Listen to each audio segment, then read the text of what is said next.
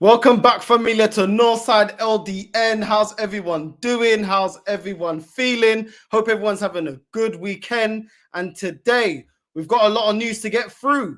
Matteo Guendouzi, he looks like he's signed a permanent deal to go to Marseille.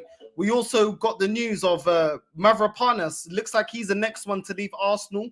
And we're also going to get into Roman Abramovich putting up Chelsea Football Club up for sale. But listen, before we get into it, you already know how it goes. Let's kick it off. Let's start it off. Vamos, familia.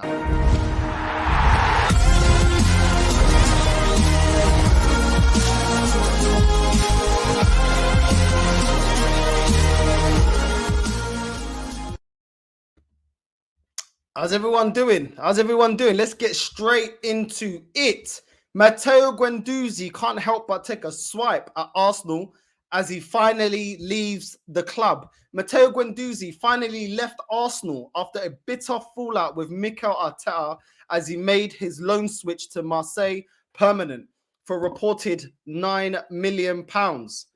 Now, Guendouzi, a player that, in my opinion, hasn't been treated the best way at Arsenal Football Club.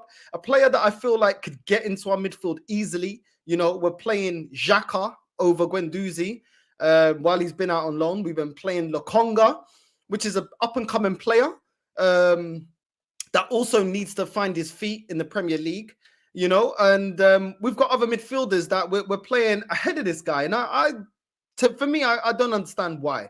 But listen, before we get into it, let's get into what's being said here. It says here, Matteo Guendouzi insists his transfer to Marseille is the best choice he's made in years. The French midfielder has finally left Arsenal as he made his loan move to Stade Velodrome permanent for a reported £9 million. Guendouzi has been spending the campaign on loan at Marseille as club president Pablo Longoria confirmed on a RMC sports show that the switch would be made permanent in the summer after the player had met clauses in his loan deal. Guendouzi is set to sign a 3-year contract with the Ligue 1 outfit that will keep him in the south of France until June. The 22-year-old's spell with Arsenal was seemingly only going to end one way after a bitter fallout with the club and Mikel Arteta.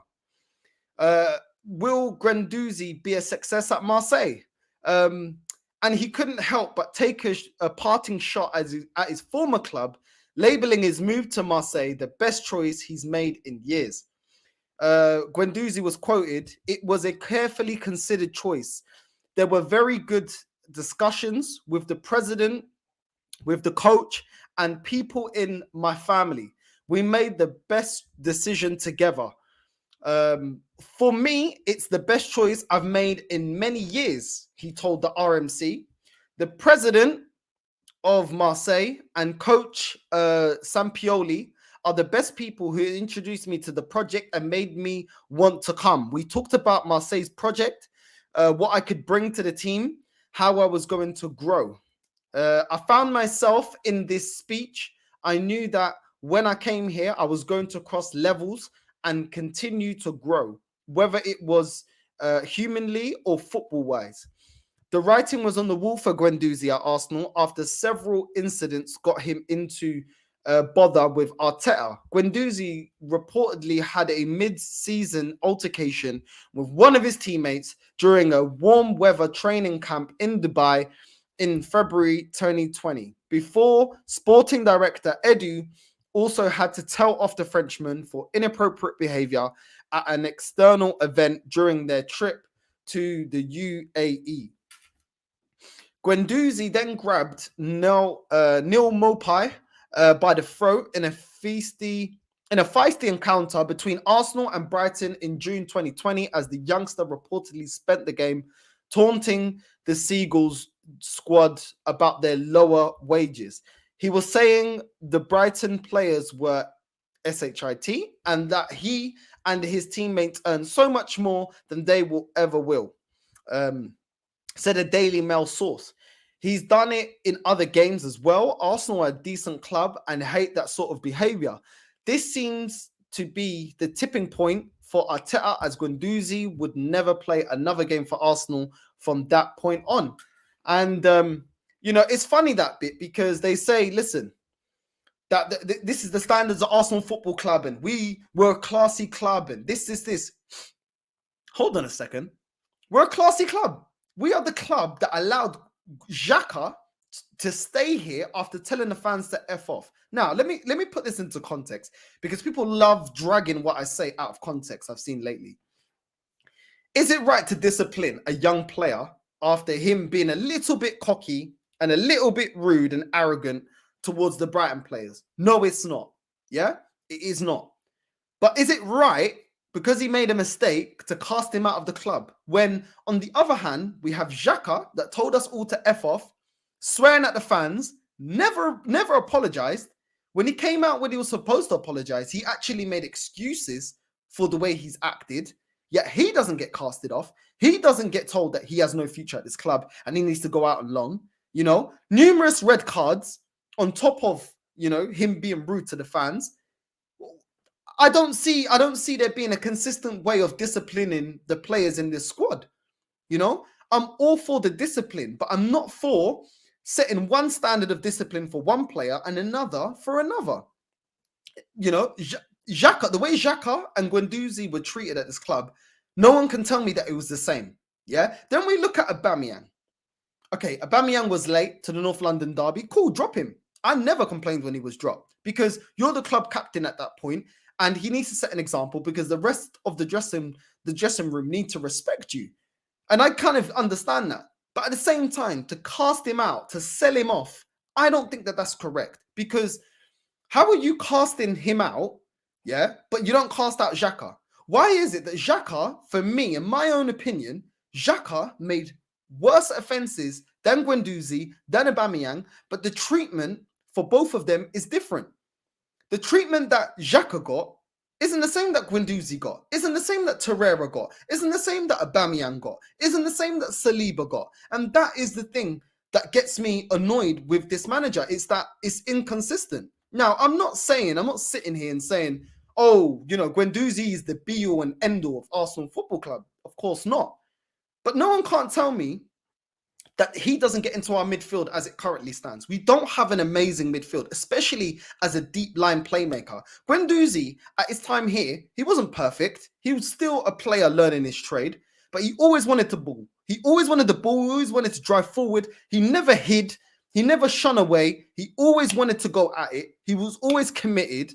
And there's certain players here that I can't say that about, and I hate to use Xhaka as a scapegoat, but he is one of them. He is one of many. And what I don't understand is, how can we not use Guendouzi in this current situation? We're fighting for top four. We're not in the top four as it currently stands in the table. So it's like, why are we letting him go? He's definitely someone that could help us get to top four. And so many of the positive Arteta-ins and this and that keep telling me top four, our season is dependent on top four. Cool. If you want to say that, cool. My standard for the season is to win the league. I felt like Guendouzi could have offered something to this club. I felt like Guendouzi could have done something. And we're literally selling him at a loss. I think he's on his last year.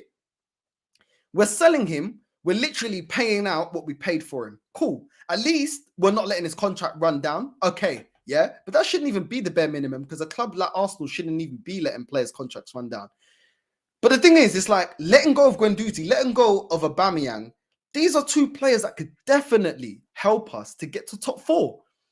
And people keep telling me, when we get to top four, we can attract these players, that players. You still need to get to top four. I know that Man United have been woeful. I know that other teams are dropping points. Tottenham are dropping points, but nothing is certified. Nothing is, concrete that Arsenal will get top four. So in a way, I'm kind of sad to see Guendouzi go. I'm sad to see, that he's gone. I think, in the season, if everyone remembers, the season that Unai Emery managed to get, fifth place and got sacked. Guendouzi was an integral part of that midfield.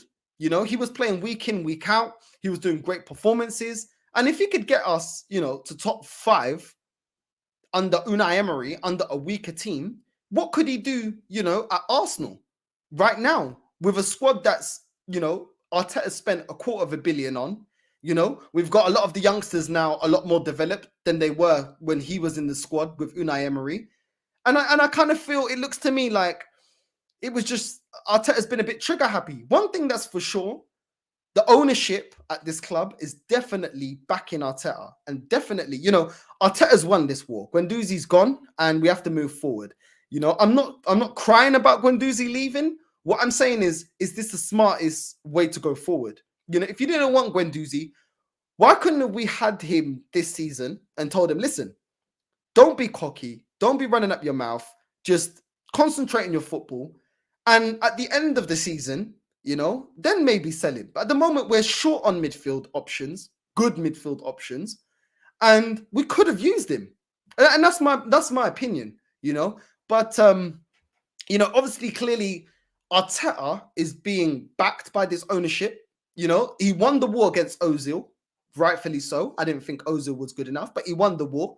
Ozil left, and I was glad to see the back of Ozil. He won the war against Aubameyang, and now he's won in getting rid of Guendouzi. And at the end of the day, one thing that's for sure, this manager is literally gonna win or die, live or die under this sword. That he's not tolerating nothing from certain players that he doesn't like, and he wants them to go. And for me, it will just be very interesting to see, where we get this season. I definitely do believe that we've got a great chance of getting top four. The reason that some people think I'm moaning about top four, it's not that. The be on end all, the standard for me of each season is competing. Yeah, we're not even in a title run, and we spend $250 million. And that is why I'm upset of seeing Guendouzi, because I think Guendouzi, could have helped us get to top four. Maybe try to help us fight to get into a title race. Obviously, now it's a bit too late. But it's like, I would have loved to see Guendouzi in his team. I would have loved to have seen Aubameyang. And I feel like these are good players. These were players that got us top 5 under Unai Emery. How can they not do a job for us now? I don't understand that, But listen, this manager's being backed. The ownership clearly believe in him. And let's just take a quick look at Guendouzi's stats this season. So for Marseille in Ligue 1, he's had 26 appearances, 3 goals, 8 assists. He had 8 assists in the Europa League for Marseille. He's had in the Conference League, he's had 2 appearances, 1 goal.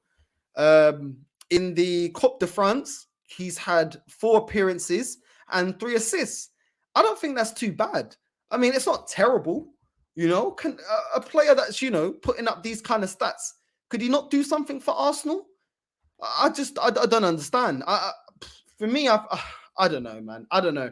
Guendouzi is definitely one of the players I wouldn't have got rid of. I'll be honest. I wouldn't have got rid of him. I don't think he would have been a starting player if Arsenal actually bought some proper players in January instead of messing around. But I definitely think he could have done a rotation role. I definitely think, I haven't rolled out Lokonga, but I feel like Guendouzi's development is a lot more ahead of a Lokonga. And that's just based off what I've seen of Lokonga this season. Not saying that he can't get good, but it's not like our midfield is the strongest in the league. Our midfield is probably the weakest in the top 6. Only really Partey gets into any other team apart from the rest of our midfield, in my opinion. So, I don't know, man. I don't know. Before I go to the next story, let's see what some of you lot are saying.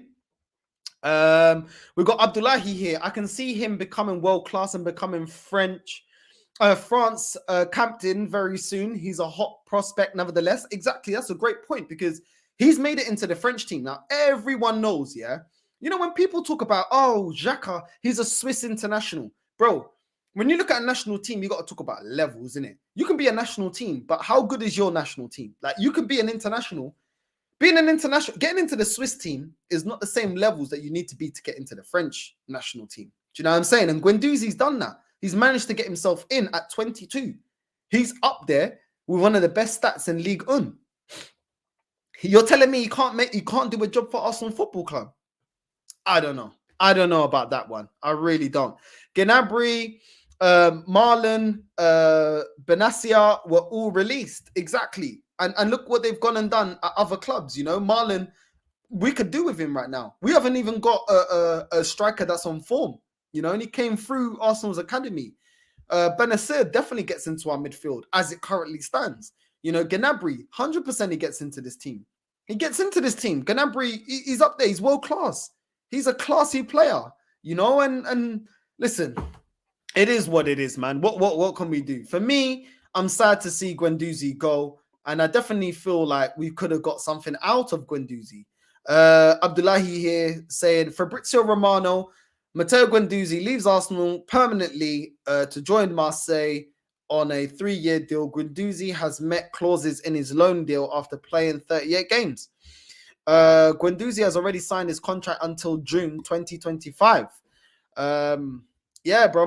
Like I said, I already said my thoughts. I don't think it's a good move for Arsenal Football Club. I don't think it's a good move. I definitely feel like we could have used him. I definitely feel like he could have been a player that we could have used this season. But he's off, and we move on.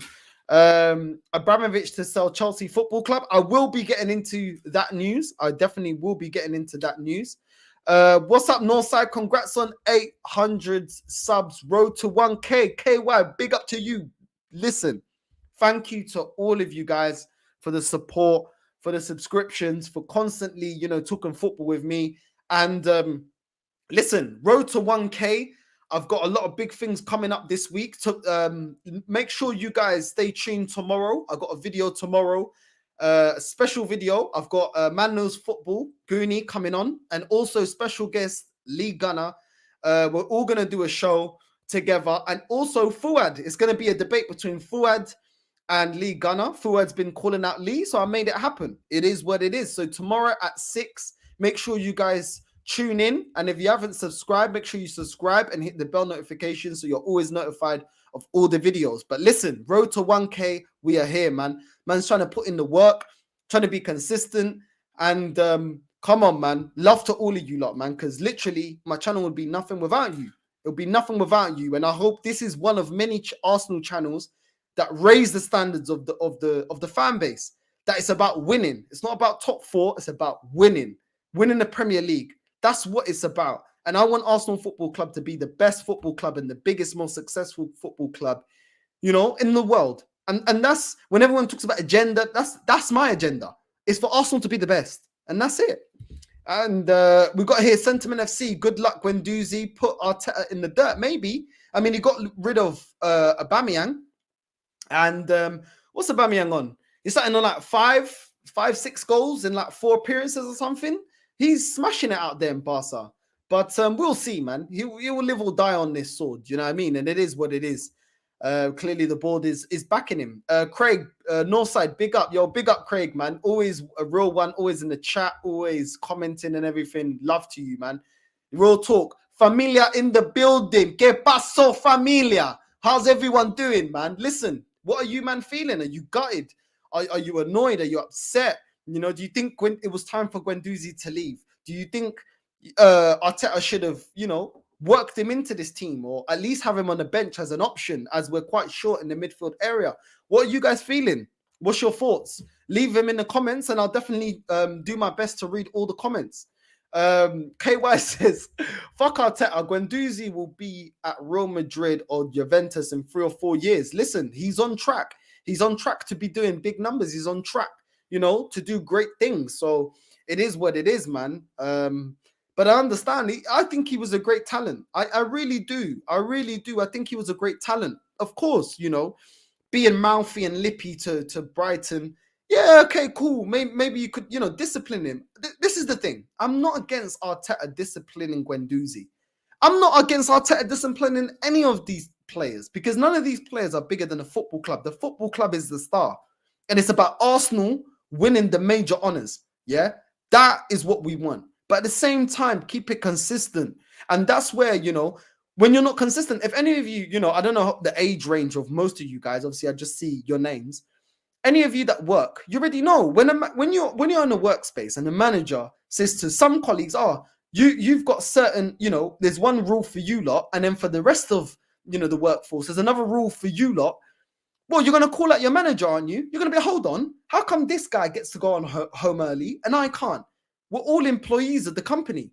This is double standards, and that's where I get my back up about this manager, because it's like you discipline Guendouzi, Aubameyang, you know, all these lot a certain way, but Xhaka gets away with murder, and I just don't understand it.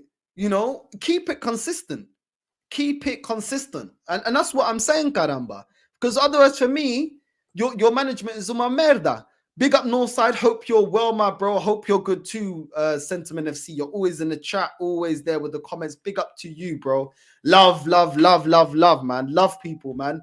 We're at 100. Let's keep going. Let's keep smashing the likes. Let's keep pushing this, because my videos is about raising the standards, people. And thank you so much for supporting me, man. You don't know how much I really appreciate it, man.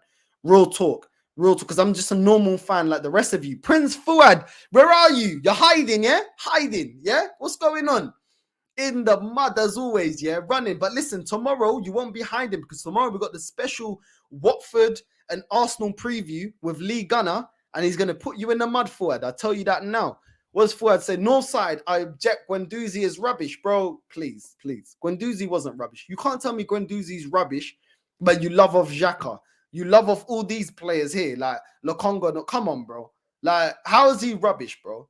He was one of the few midfielders that always drove forward, always asked the ball. Do you know what I mean? He may not always have a 10-10, but at the end of the day, it is what it is, man. You know what I mean? It is what it is. Fuad, I object to you. It is what it is. What's this here? What's this here? What's this here? You know what? Yeah, let me call these. Let me call these. Northside, just shut up. You're blank mouth. Okay, blank mouth. Okay, that makes sense. You have to believe and give your manager a chance. Stop spreading negativity. But big up to you. You don't take it personal. I'm angry, but you are doofus. Okay, cool. Let me tell you this, yeah? And this is what I mean. In this channel, yeah, you're telling me to shut my mouth. I'm raising the standard. I still let fans on, like Fuad, that believe in this project, yeah? And you want to talk to me like that. Let me tell you something, yeah? Before you tell me to shut my mouth, why do you go suck your mum? Because let me tell you this, yeah? I never stop anyone that's an Arteta in for coming in, yeah? But when you come onto the channel, have some respect, yeah? I have been supporting Arsenal Football Club since 92, yeah? I've seen us win doubles and leagues, yeah? My standard for Arsenal Football Club, I don't know when you were born, but it's about winning the league. So when you come out, yeah, which I'm sure you'll come out with your little agenda of, oh, it's about top 4.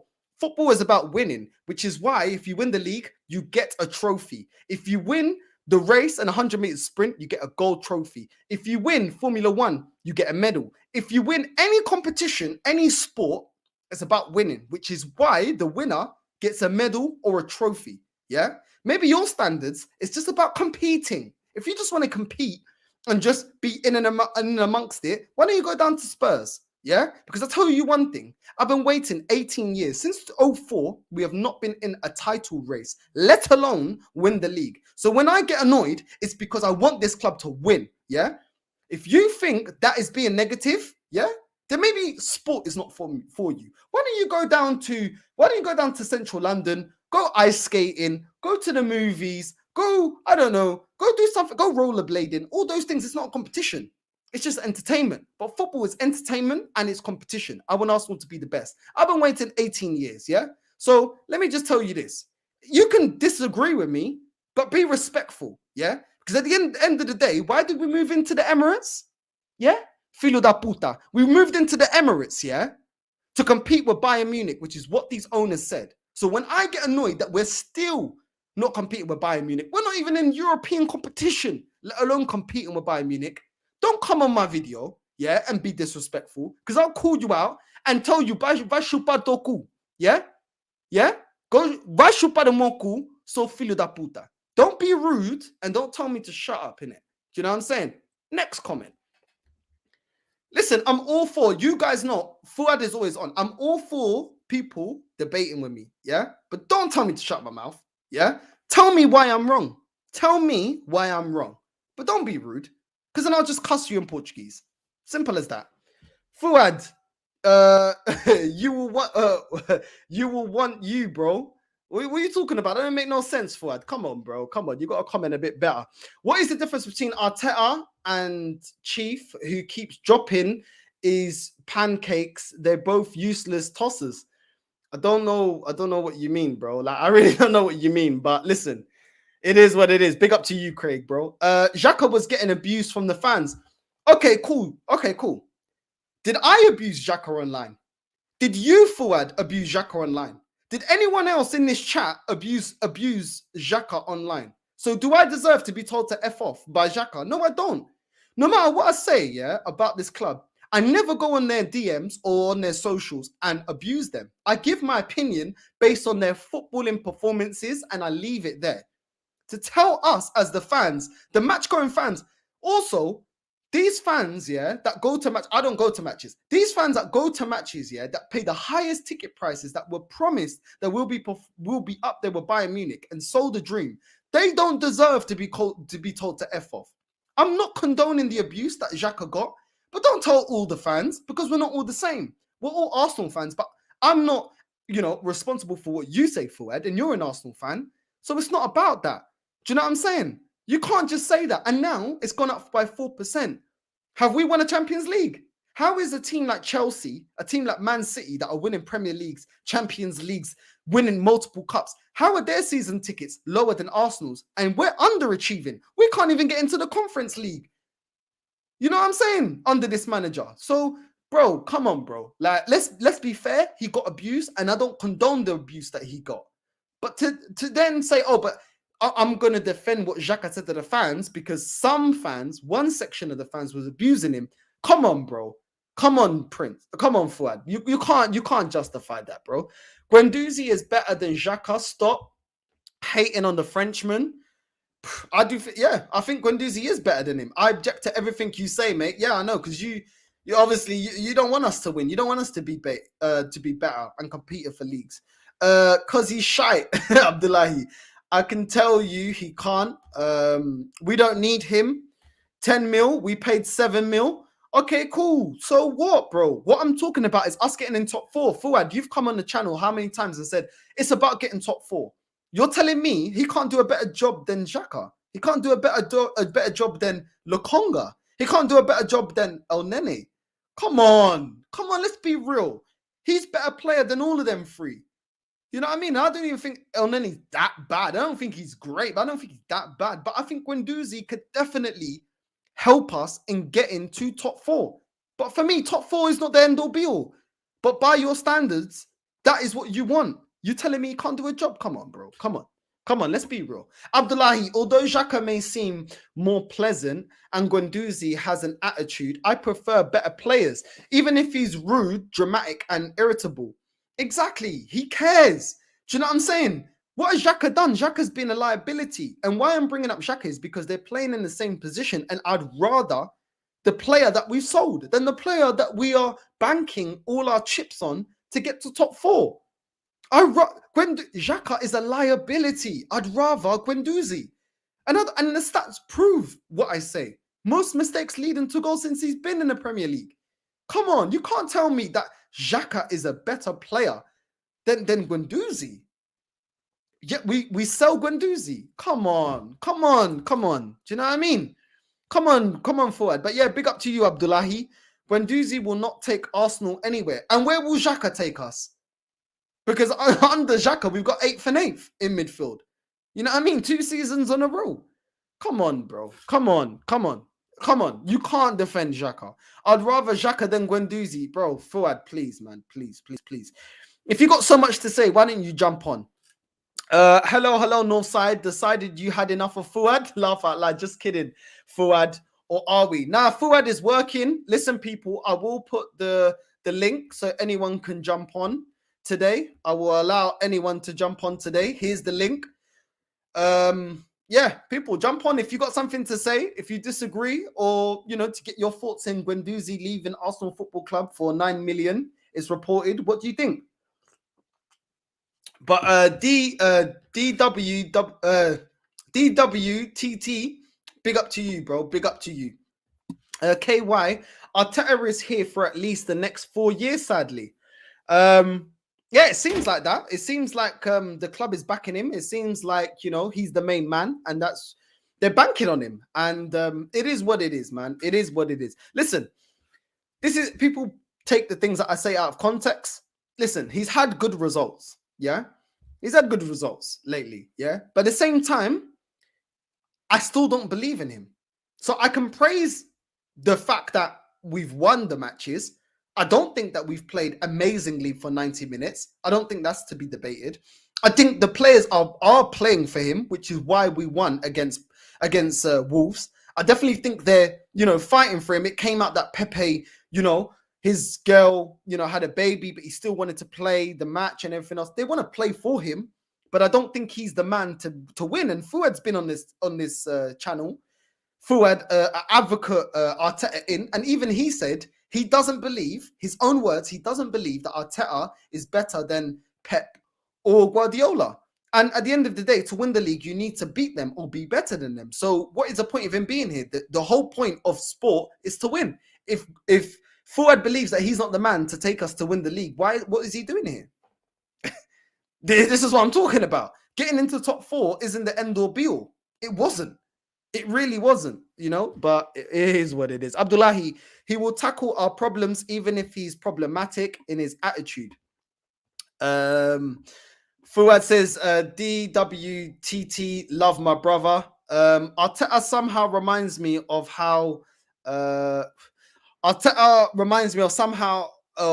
Gaal acted at United. He fell pit with every player that he thought could undermine his authority.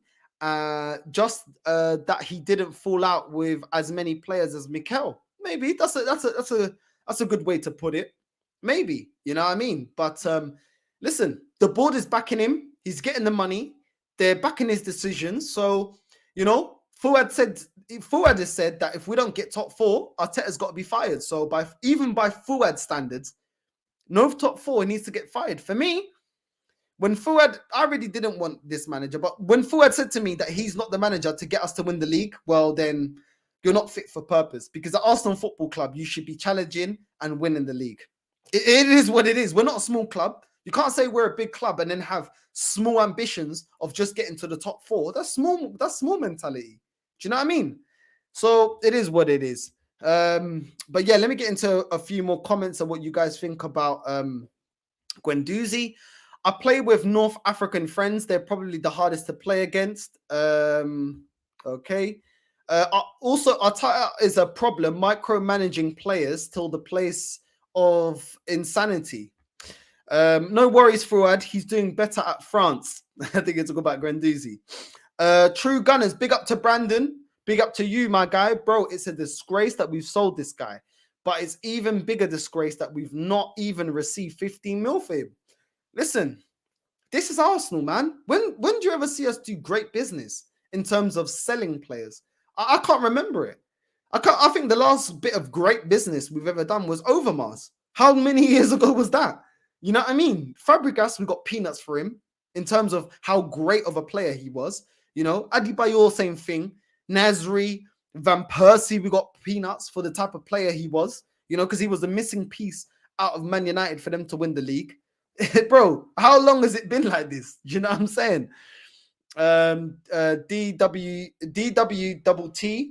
big up Prince Fuad. Hope you are well. Nothing will happen until we demand the title, not top 4. Exactly. Aurora, exactly, bro. You're saying exactly what I'm thinking, bro. Yeah, smash up the likes, people. People, smash up the likes. Make sure you like and subscribe. And listen, we're growing, man. We're growing and we're raising the standards of this football club back to what it was when I first started supporting Arsenal. It was about winning trophies and being the best. That's what it's about. That's what competition and sport is all about. Fuad, I'm so happy he's gone, bro. Fuad, please, man, relax with that one. Stop following these. See you next Tuesday. Arteta for every little thing. Also, I'll be so happy when Arteta leaves.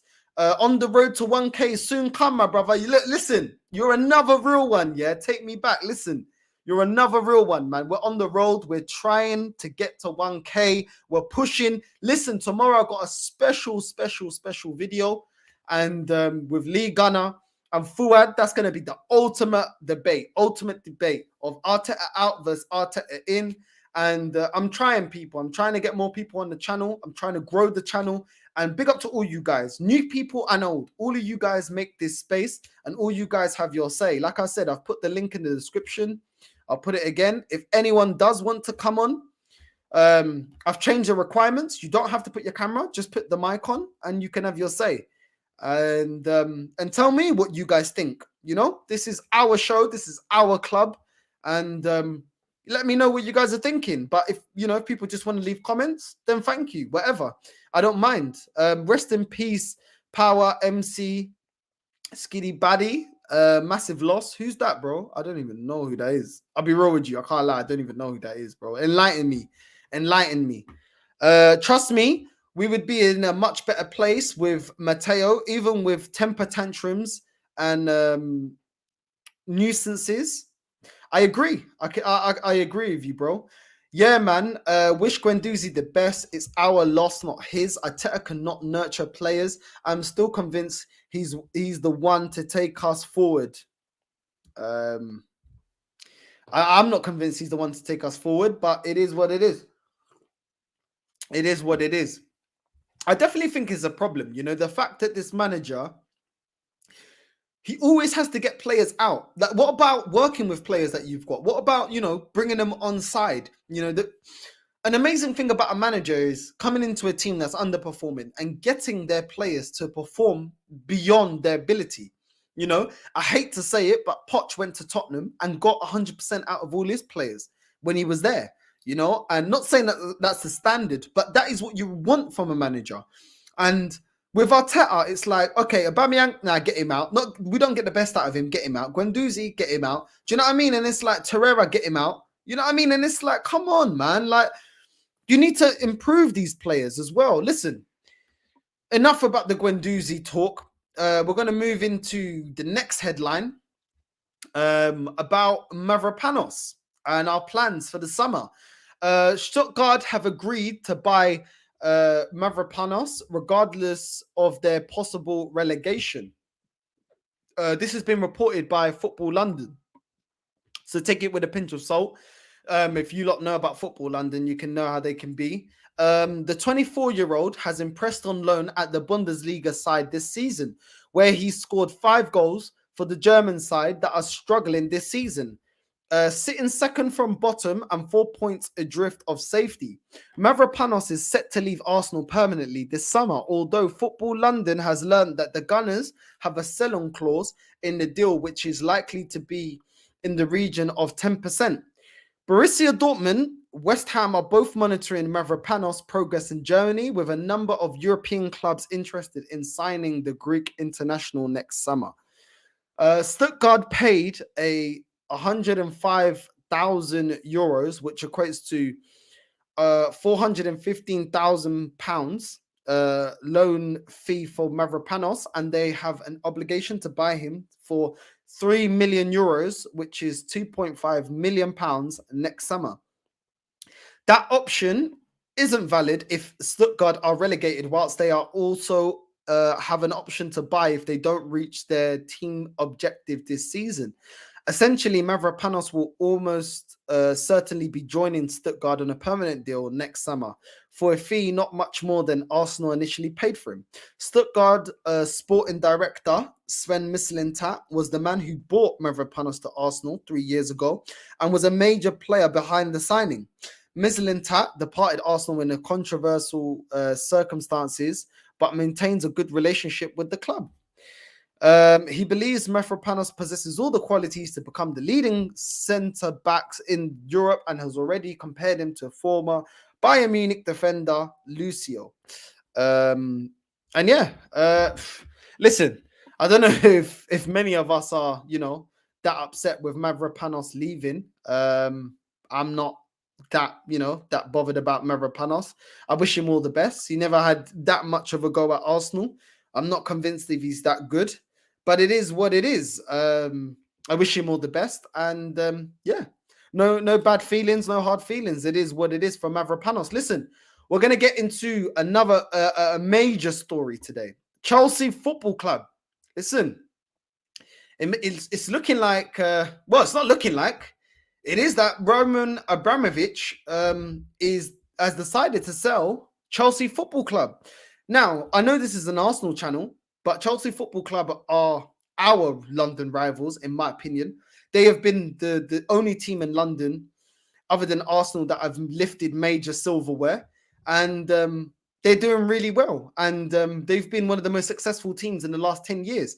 So, talk about Chelsea Football Club and this major news of Abramovich leaving, I think is worth a discussion and it's worth getting into. And let's get straight into it. Listen, the headline reads, Roman Abramovich, if I can get it out, released his statement confirming he has decided to sell Chelsea. Roman has confirmed in a statement he is in progress of looking to sell Chelsea Football Club as the fallout of Russia's invasion of Ukraine continues. The Chelsea owner, Roman Abramovich, has confirmed he has decided to sell the club. The Russian billionaire purchased the West London outfit back in 2003 for £140 million and transformed them into one of the world's most successful clubs. But his position has come under scrutiny amid Russia's invasion of Ukraine, and he announced that at the weekend he has transferred stewardship of the club to trustees of the Chelsea Foundation. After a wave of speculation and interested parties coming forward, Abramovich now confirmed he is selling Stamford Bridge Club, but vowed to sell will not be fast-tracked. He also stated he will not ask for any loans to be repaid as he takes a decision he insists is the best interest of the club, whilst net proceeds will be donated to victims in Ukraine. Abramovich wrote to the club's website, I would like to address the speculation in the media over the past few days in relation to my ownership of Chelsea FC. His statement reads, as I have stated before, I've always taken decisions with the club's best interests at heart in the current situation. I have therefore taken the decision to sell the club as I believe this is the best interest of the club, the fans, the employees, as well as the club's sponsors and partners. The sale of the club will not be fast-tracked, but will follow due process. I will not be asking for any loans to be repaid. This has never been about business nor money for me, but about pure passion for the game and club. Oh my God. I wish our owners spoke the same. I wish they acted the same. I wish they had the same love that this guy has for their football club. I wish the Cronkies had for Arsenal Football Club. You know what I mean? He carries on. Moreover, I have instructed my team to set up a charitable foundation where all the net proceeds from the sale will be donated. The foundation will be for the benefit of all the victims of the war in Ukraine. These include providing critical funds towards the urgent and immediate needs of victims, as well as supporting the long-term work of recovery. Please know that this has been an incredibly difficult decision to make, and it pains me to part with the club in this manner. However, I do believe that this is in the best interest of the club. I hope that I will be able to visit Stamford Bridge one last time to say goodbye to all of you in person. It has been a privilege of a lifetime to be part of Chelsea FC, and I'm proud of all of your joint achievements. Chelsea will always be in my heart. So it says here, the Swiss businessman Hansborg Swiss has also revealed that he has been offered the chance to buy, whilst Sir Jim Radcliffe, previously Britain's richest man, has been linked to the club. Listen, this Swiss businessman, I don't know much about him. I don't know much, what he intends to do with Chelsea Football Club. All I know is this. There has been some links for some Americans to buy this club. And I'll tell you this now, Chelsea fans, if any of you watch my channel, do not, by any means, allow your club to be bought by any Americans. It's not just about the Cronkies. Yeah, we've seen the Cronkies be more focused and care more about, the Rams, the LA Rams, than Arsenal, and we've seen also with KSI, the group that own Liverpool, they have, Liverpool, take away the focus from Arsenal for a second, with the Cronkies and what they've done, which is absolutely nothing for this club. Then you look at KSI with Liverpool. They have one of the world's best managers coaching them, and they still, in the last 5 years, spent less money than Arsenal Football Club. They don't back him hard. Yes, they've got Luis Diaz, and they have bought Thiago Silva. But with the manager that they've got, they should be supporting him a hell of a lot more. A hell of a lot more. I think any of us, we can't deny that Liverpool Football Club should be supporting Klopp with a lot more money, and they haven't. They're American owners. You look at the owners of Man United. They're another one that are more focused. They're kind of more similar to the Cronkies. They're more focused about merchandise and buying a player just to sell merchandise and get sponsorship deals and the value of the football club. They're more concerned with that than actually putting proper footballing people to win titles, to win the major honors, to be competitive, to be the best in the world, to hire a manager that is in line with the philosophy of the club and of a sporting director. Do you know what I mean? And this is the reputation of American owners. So listen, I don't know nothing about this Swiss owner. He may be just as bad, but listen, we need to pay attention to our rivals, because these are the people that we, Arsenal Football Club, are in contention with to win the league. So what goes on at Chelsea, what goes on at Tottenham, what goes on at all these other clubs, we need, I think that we should talk about it, because we need to be looking at, hold on. It looks great, that Roman is leaving, because under Roman, Arsenal have been second best in London to Chelsea. We have to say it as is. I love Arsenal Football. Arsenal Football Club is my team, but I'm not blind. They have won everything in football now. They've won Europa. They won Champions League twice. They've won the World Cup, World Cup, or whatever it's called. Do you know what I'm saying? They've won the FA Cup. They won everything. Do you know what I'm saying? While we have just been racking up an FA Cups, and I get it, a cup is a cup, but you can't compare FA Cup to Europa. You can't compare FA Cup to winning the league. You can't compare FA Cup to winning the Champions League. Not once, but twice. Something that our club has never been able to achieve. Not even to win it once, And, I'm kind of slightly happy to see Roman leave Chelsea, because I always know that whatever owner comes in may not have the best interest of Chelsea Football Club, and that will only be to the betterment of my football club. But at the same time, is my football club doing everything that we could to be number one? That's the thing, Did we capitalize on no one really buying, none of the big teams buying in January? No, we didn't.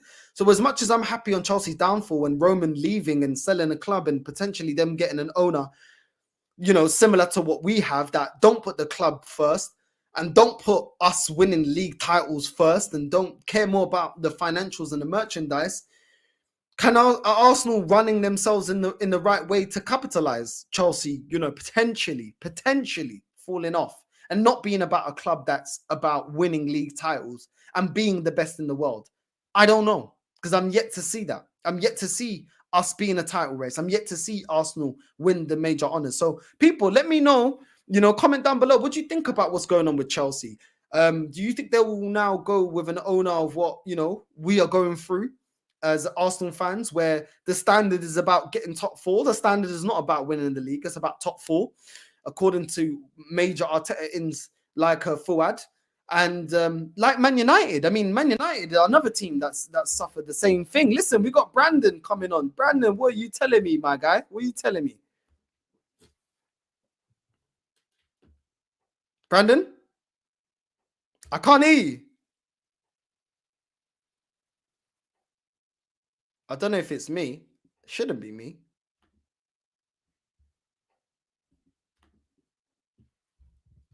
I can't hear you.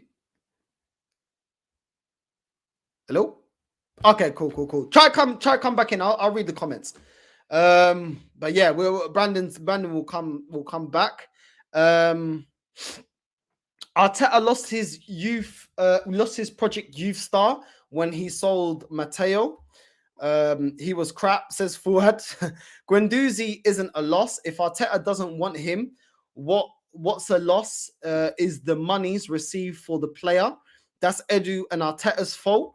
What's the point of the process if it's not consistent?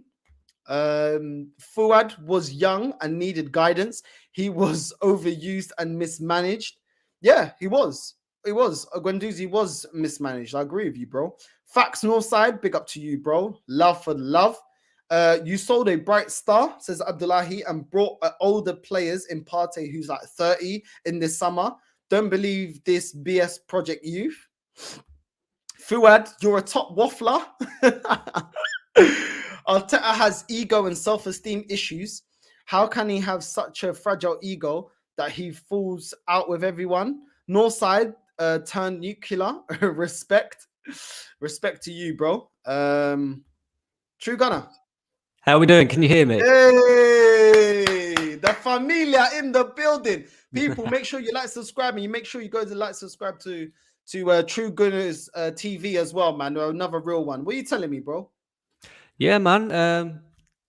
I was just about to say the same thing about you, bro. You're doing an absolute madness at the moment. 800 subscribers, mate. Come on, get this guy to 1,000. Get him there.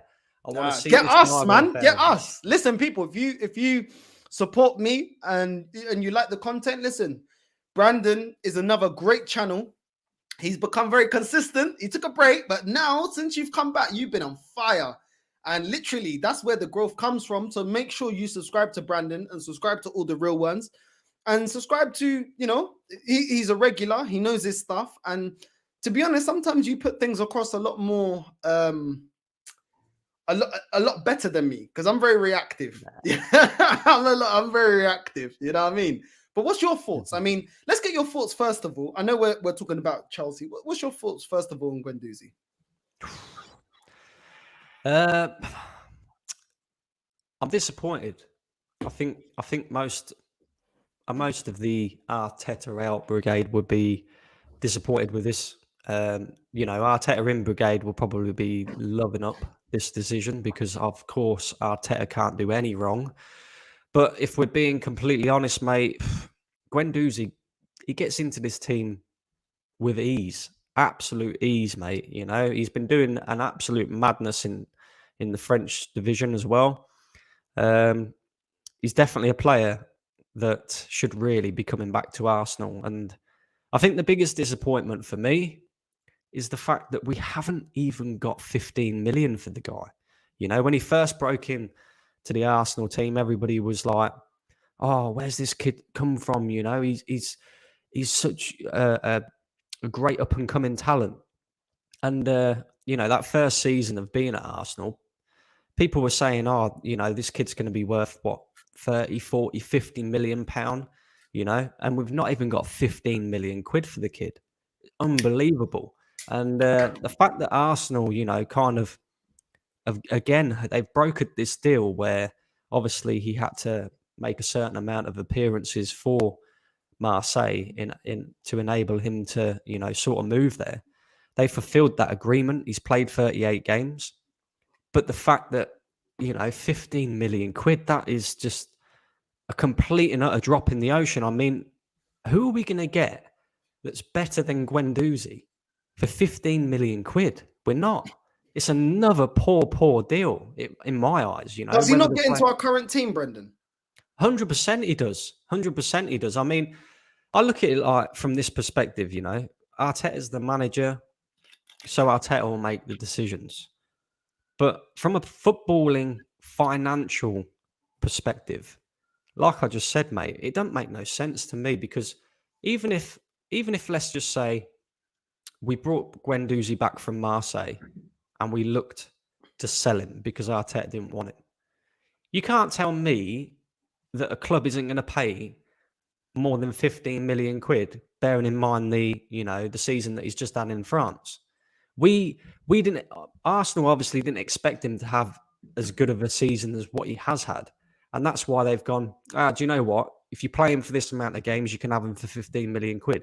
They genuinely thought that this was going to be a good deal, but we know as Arsenal fans the talent this kid has. He just needs an arm around him. He just needs to, be controlled a little bit more in terms of his attitude and stuff like that. Arteta don't do that. Anybody who's got a bit of an attitude problem at Arsenal, to me, it seems, you're out the door. It doesn't matter who the fuck you are. If you've got an attitude issue, we're not going to sort out the issues. We're just going to sell you, and that's it. And look, that can be good in certain ways, but then at the same time, it can't be good. I mean, Arteta is quite lucky because he's built a project youth, so the youth that are coming up or an up and coming, they're going to follow the manager, they're going to stick by him. But if he, say, for example, in a couple of years' time, Bukayo Saka or, Emil Smith-Rowe wasn't happy with the way the football club and the manager was proceeding in terms of like the ambition and that, I fully expect Arteta to turn around and say, well, you're not happy here, so go. Do you know what I mean? Like, he's got no incentive in this guy whatsoever to even try and resolve issues with players whatsoever. It's just like, you do something wrong, you're out. Why are we keeping players? Yeah, this is what I don't understand. We are keeping, Brendan, players that are on the last 5 to 4 months of their contract, and we're giving him so much game time. Do you know what I'm saying? And it's like players like him that actually cared. Whether we can all debate whether he's good enough or not, and I don't think me nor you are silly enough to say, "Oh, he's going to give us, he's going to get us back to where we want to be." But at the end of the day, the performance of Lokonga, and I'm not digging him out. What I'm saying, he's not ready, but he is on our bench. The stinker he performed against Nottingham Forest that led to the mistake that was Xhaka-esque for them to score and us to get knocked out the cup. You're telling me Guendouzi can't do a better job? You're telling me he can't do a better job than El Nene? You're telling me he can't? How? We don't have a solid deep line playmaker. We don't. And he was the only one that used to drive forward. Literally, in the midfield, only Emil Smith-Rowe, I know he plays on the wings and stuff, but he can play as a number 10. Emil Smith-Rowe and Guendouzi were the only two midfielders that we had that drive forward. They're the only two. Everybody else plays it safe. Do you know what I mean? And it's like, we're taking them out the team. And if we're playing this attacking style or counter, I don't even know what style of play we're playing. How can he not contribute to that? How? But this is the thing, though. So you just bring up a blindingly obvious issue at Arsenal at the moment that Arteta sexuals choose to ignore because we're in the race for the top 4. Do you know what I mean? Like you just mentioned about players that are in the final, year or 12 months or even 6 months of their contract that are still getting so much game time at Arsenal. Think about it from this perspective. It just, the fact that Lacazette is our captain just goes to show as well, because this guy is also in the last few months of his contract. Whether he will sign an extension or not, I have no idea. Knowing Arteta and that, they'll probably give him an extension. But the fact that you've made a captain somebody who's potentially could not or might not be here in the summer, when you've got the likes of Tierney and Gabriel, who for me are captain material, you're not really looking too far in front in terms of the future of the football club. It's like, I don't get it. It doesn't make no sense to me. And then also, like I just said, 15 million quid for Guendouzi, that's fine if you can buy a player who's better than him for the same amount of money. And you're not going to get a player that's better than him for the same amount of money. You're not. Simple as that. So ultimately, again, we've left ourselves short. I mean, how many times have we seen Arsenal do this in the transfer market? We just see it recently in January. We're letting a player, okay, Aubameyang's getting on a bit. His goal ratio is not as good as it was in his first few seasons, and he's on what most fans would say is the decline. But you're telling me we couldn't get a single penny for this guy? Do you know what I mean? Like, he's doing a madness in Barcelona now. He's scored 5 goals in 5 games. We've got a striker who's scored 1 goal, but if we're being really honest, it wasn't his goal. It was an own goal. All season. Well, 3 goals all season, I believe. Do you know what I mean? Like, a lot of the things that the football club does and the manager does doesn't make sense to me. And he's getting away with an awful lot of it because we've magically got ourselves into this top 4 race. So people think, people seem to think that we've been so great this season and that's why we're in the top 4 race. No, it isn't. It's because Tottenham and Manchester United and all the other teams around us have been so inconsistent and so poor. That is the only reason that we're even within a shout of the top 4. But people won't look at that. They'll go, yeah, but, if we get 4th, it's progress. Okay, I'll accept that. Because for me, I said at the beginning of the season, Arteta has to get 4th minimum this season. He has to get 4th. If he doesn't get 4th, I want him sacked. If he gets 4th, I'll happily give him another season, right? But me, and, probably yourself, and I know Lee as well, other fans expect that if he gets 4th this season, I expect him to put a title challenge in next season. None of this, let's finish 4th and keep finishing 4th, and it ends up meaning absolutely jack shit, apart from, we get Champions League money, and, there's this myth going around that we can attract better players. Load of bollocks. So we didn't sign Thomas Partey when we was out of the Champions League. We didn't sign Aubameyang, Lacazette when we was out of the Champions League. Lacazette hasn't, lived up to his standards at Arsenal, but at the time he was a sought-after striker. Aubameyang, one of the, most potent goal-scoring strikers in world football. Yeah, we managed to bring them here. Thomas Partey, another player who, he hasn't lived up to expectation, but in the Liga, he was unplayable, mate. One of the best defensive-minded midfielders in world football. A lot of people, when we signed him, were shitting a brick, thinking, Jesus, Arsenal have just signed, one of the best midfielders that you can get your hands on. Yeah. For, a fee that a lot of the people at the time were saying, he's probably worth double that in transfer value. But because he had a release clause, when we paid the release clause, we managed to get him on the cheap. Well, so we can attract these players now. So all this myth about Champions League football is going to attract better players. Yeah, maybe it will attract better younger players, younger players who want to play Champions League football in order to progress their career and that. But I don't believe all of this, mate. And I do believe that at the moment, he's getting away with a lot of it because he's a very lucky manager.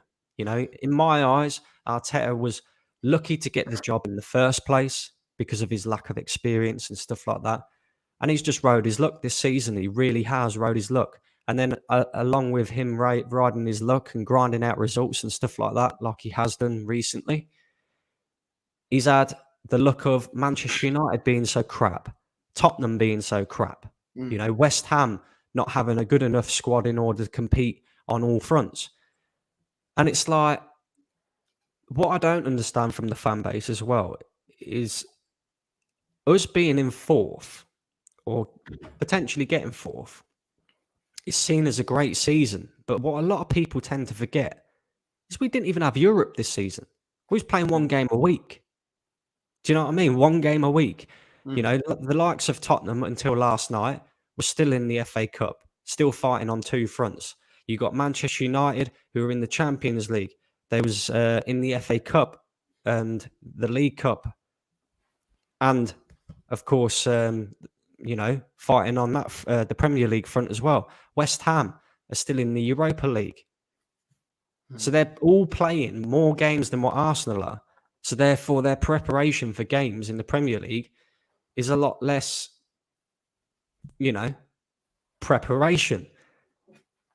So it's But kind of to me. you made a great point. You made a great point the last time you was on. I've been thinking about the state. Something you said. You said, yeah, let him get top four, because the next season, if he doesn't achieve minimum top four, then he's fired. And obviously, Man United are going to strengthen. All the teams around us. Conte, he ain't going to stay there unless he gets a stronger team. He walked out of an Inter Milan team that they won the league, and they tried to sell their best players, and he walked out. So he has a reputation of walking out.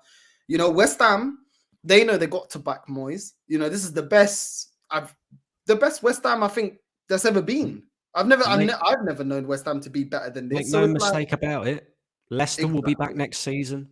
Newcastle will be spending an awful lot of money in the summer as well. Fuad loves bringing up Newcastle. Arab money. He loves bringing that up. Arab money or not, they will spend a lot of money in the summer, and whether they get it right or whether they don't, it doesn't really matter, because ultimately it's a process. And do you know what I mean? Like, eventually, you see it firsthand with Manchester City when they first got taken over by their billionaire owners. Their first couple of transfer windows, their first couple of managerial appointments, they didn't quite get it right until Mancini came in and won them the league. And then from then on, they've just got better and better and better. The better caliber of player has wanted to go there because, not only because of the money, but because of the ambition of the club as well. And you'll see a similar thing on a similar level with Newcastle. So if we don't get our act in gear pretty darn quick, we could see ourselves falling further and further behind in league standings and stuff like that. And this is what worries me the most, because I look at it this way. It's great. We've got a lot of people are saying top four is in the bag. I don't believe that, not just yet. But I do believe that with everything that's gone on recently, and Manchester United falling away and Tottenham are absolutely dreadful, we have to be favourites for top four now. We have to be, So I look at it like this. If we don't get top four this season, then we might not get top four again, because it's the best opportunity we're going to get. Because let's be honest, nobody expected Manchester United to be as poor as they have been, and they won't be that poor next season. When they get their manager in and he starts getting his players in, we know Manchester United will, back that manager in terms of money. Yeah. Newcastle, they'll spend a shed load of money and they'll start flying up the table as well. Leicester, another team that recent seasons have competed on all fronts. This season, they've had a bit of a poor season, but I don't expect them to have such a poor season next season. You've got Wolves in the conversation as well now, If they get a couple of players in, they've had a few injuries as well, If they get a few players back from injury, they could be a problem next season. Then you've got, of course, Spurs, like you said. Conte, he's not going to stay there unless they start investing. Well, you saw a little bit of that investment in the January transfer window. Not a lot, but I do believe that if Spurs are to keep Antonio Conte, they would have to spend a shitload of money in the summer. So there's 4, 5, 6, 7 teams there that could potentially become a problem to Arsenal's chances of even finishing in the top 4, let alone competing for a league title, if we don't make the right moves in the summer and we don't get it right this season. If we finish 5th this season, I don't think we'll get top 4 again for the next, I don't know how long, mate. This is our best opportunity. But as we've always said, top 4 is not the be-all and end-all. If we get top 4 this season, then we have to improve again. That means we have to go out and buy the right players, sell the right players, get the right money for the players that we sell, make the right investments, and then try and challenge for a league title. None of this stagnating, thinking that top 4, is, getting top 4 consistently is acceptable. It's not.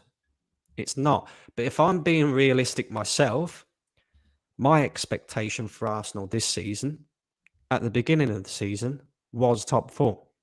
Yeah. I want Arsenal to win league titles. But if he gets top 4, then I'll hold my hands up and I'll sit back and I'll say, look, he deserves another season. It's what he does with the next season. You know, I don't want to see none of this. Oh, well, we finished 4th last season, so it's okay if we finish 5th or 6th this season, or 7th or 8th, or Yeah. even, oh, we finished 4th last season, so it's okay if we finish 4th this season. No, you finish 4th this season, Arteta. Next season, I expect you to mount a title challenge and a decent run in the Champions League as well. None of this getting knocked out by, you know, dog shit teams like Olympiacos and, you know, Villarreal and stuff like that. We have to see Arsenal competing on all fronts. None of this sacking off the FA Cup, which has ultimately kept you in the job. You know, none of that. Arsenal have to be competing on all fronts. Exactly. No, I agree, man. I agree. You know, lately I've got a lot of you think it's so easy to do this? You think it's so easy? It's not just going to change just like that. It's like, bro, I've been an Arsenal fan all my life. Do you know what I'm saying? It's like we've been waiting now since 04. It's been 18 years. How dare you tell me that I'm just wanting success like that? It's been 18 years. How much time do you need? Do you know what I'm saying? And yeah, you can say, okay, the manager hasn't been, you know, in control all that time. Yeah, but I've still been an Arsenal fan, and I've still seen my club not been run properly. And I know that these owners only took over in 2019, you know, full ownership, or 2020 full ownership. Cool. But at the same time, it's like you're doing the same thing as the past regime. When we go into January, even Fuad admitted this. He goes, when I complained about the January transfer, he goes, oh yeah, but we always do this. I go, yeah, we always do this since 04. And have we been in a title race? Have we won the Champions League? Do you know what I'm saying? Like, I'm not even talking about winning the league. Have we even been in a race? So how can you tell me I don't have the right to be annoyed when we're doing the same thing as a past regime that got us maximum top 4? That's not good enough. This is the thing as well. I'm seeing the same trends. If anything, I'm actually seeing it worse, because now we are actually paying players to leave and terminating contracts. It's actually getting worse. Before, you know, the days of like Fabregas, Nasri and all that, and Adebayor would get peanuts for players. We're getting even worse. We're outdoing that. Now, oh, Aubameyang, you want to leave? Even though we broke the transfer record to get you at the time? Okay. Even though we paid 60 odd million, let's pay another extra 7 million for you to go, and let's cover your wages to the end of the season because you're going to receive less money at Barcelona. How does that make sense? And that's why I got my backup. But you know what? As I'm getting big, I'm getting idiots coming on and saying, oh, you're an idiot. I don't agree with you. How can you say that? I made the comparison when we beat Wolves. I made the comparison of, you know, we won the game. I said, this is exactly what I said. I said, I'm happy with the result, but I ain't happy with the performance. How can you not be happy with the performance? You know, they won them. I'm like, look at the whole match. You know what? This is what makes me laugh, Northside, right? Because as you know, and a few of these guys, you know, who tune into, you know, guys in the comment section, I had the privilege of being able to, you know, being asked by Lee to take over his channel while he was at a wedding on the watch along, and the, you know, the. How did that go? Because I was doing my own thing. I didn't get to watch it. It was brilliant, mate. Absolutely brilliant. Do you know, it's a madness, right? Because people who don't do YouTube, you know, especially on StreamYard and that, like yourself, you know, you're streaming right now in this little top hand corner here. You'll have how many people, you know, are tuning in and that. I was thinking, rah, I'm used to like 10, 20, maybe 30 people tuning into my. I had like 700 people all at once and comments going absolutely mad. It was madness. But yeah, no, big up to Lee for that, by the way. That was much appreciated. You know, I was in shock when he asked me. But when I was doing the fan cams and the watch along and that, obviously, you know, you get all the Arteta sexuals come out because, you know, Arsenal are winning and they want to see Lee's reaction. And I think a few of them were shocked that Lee wasn't there or whatever.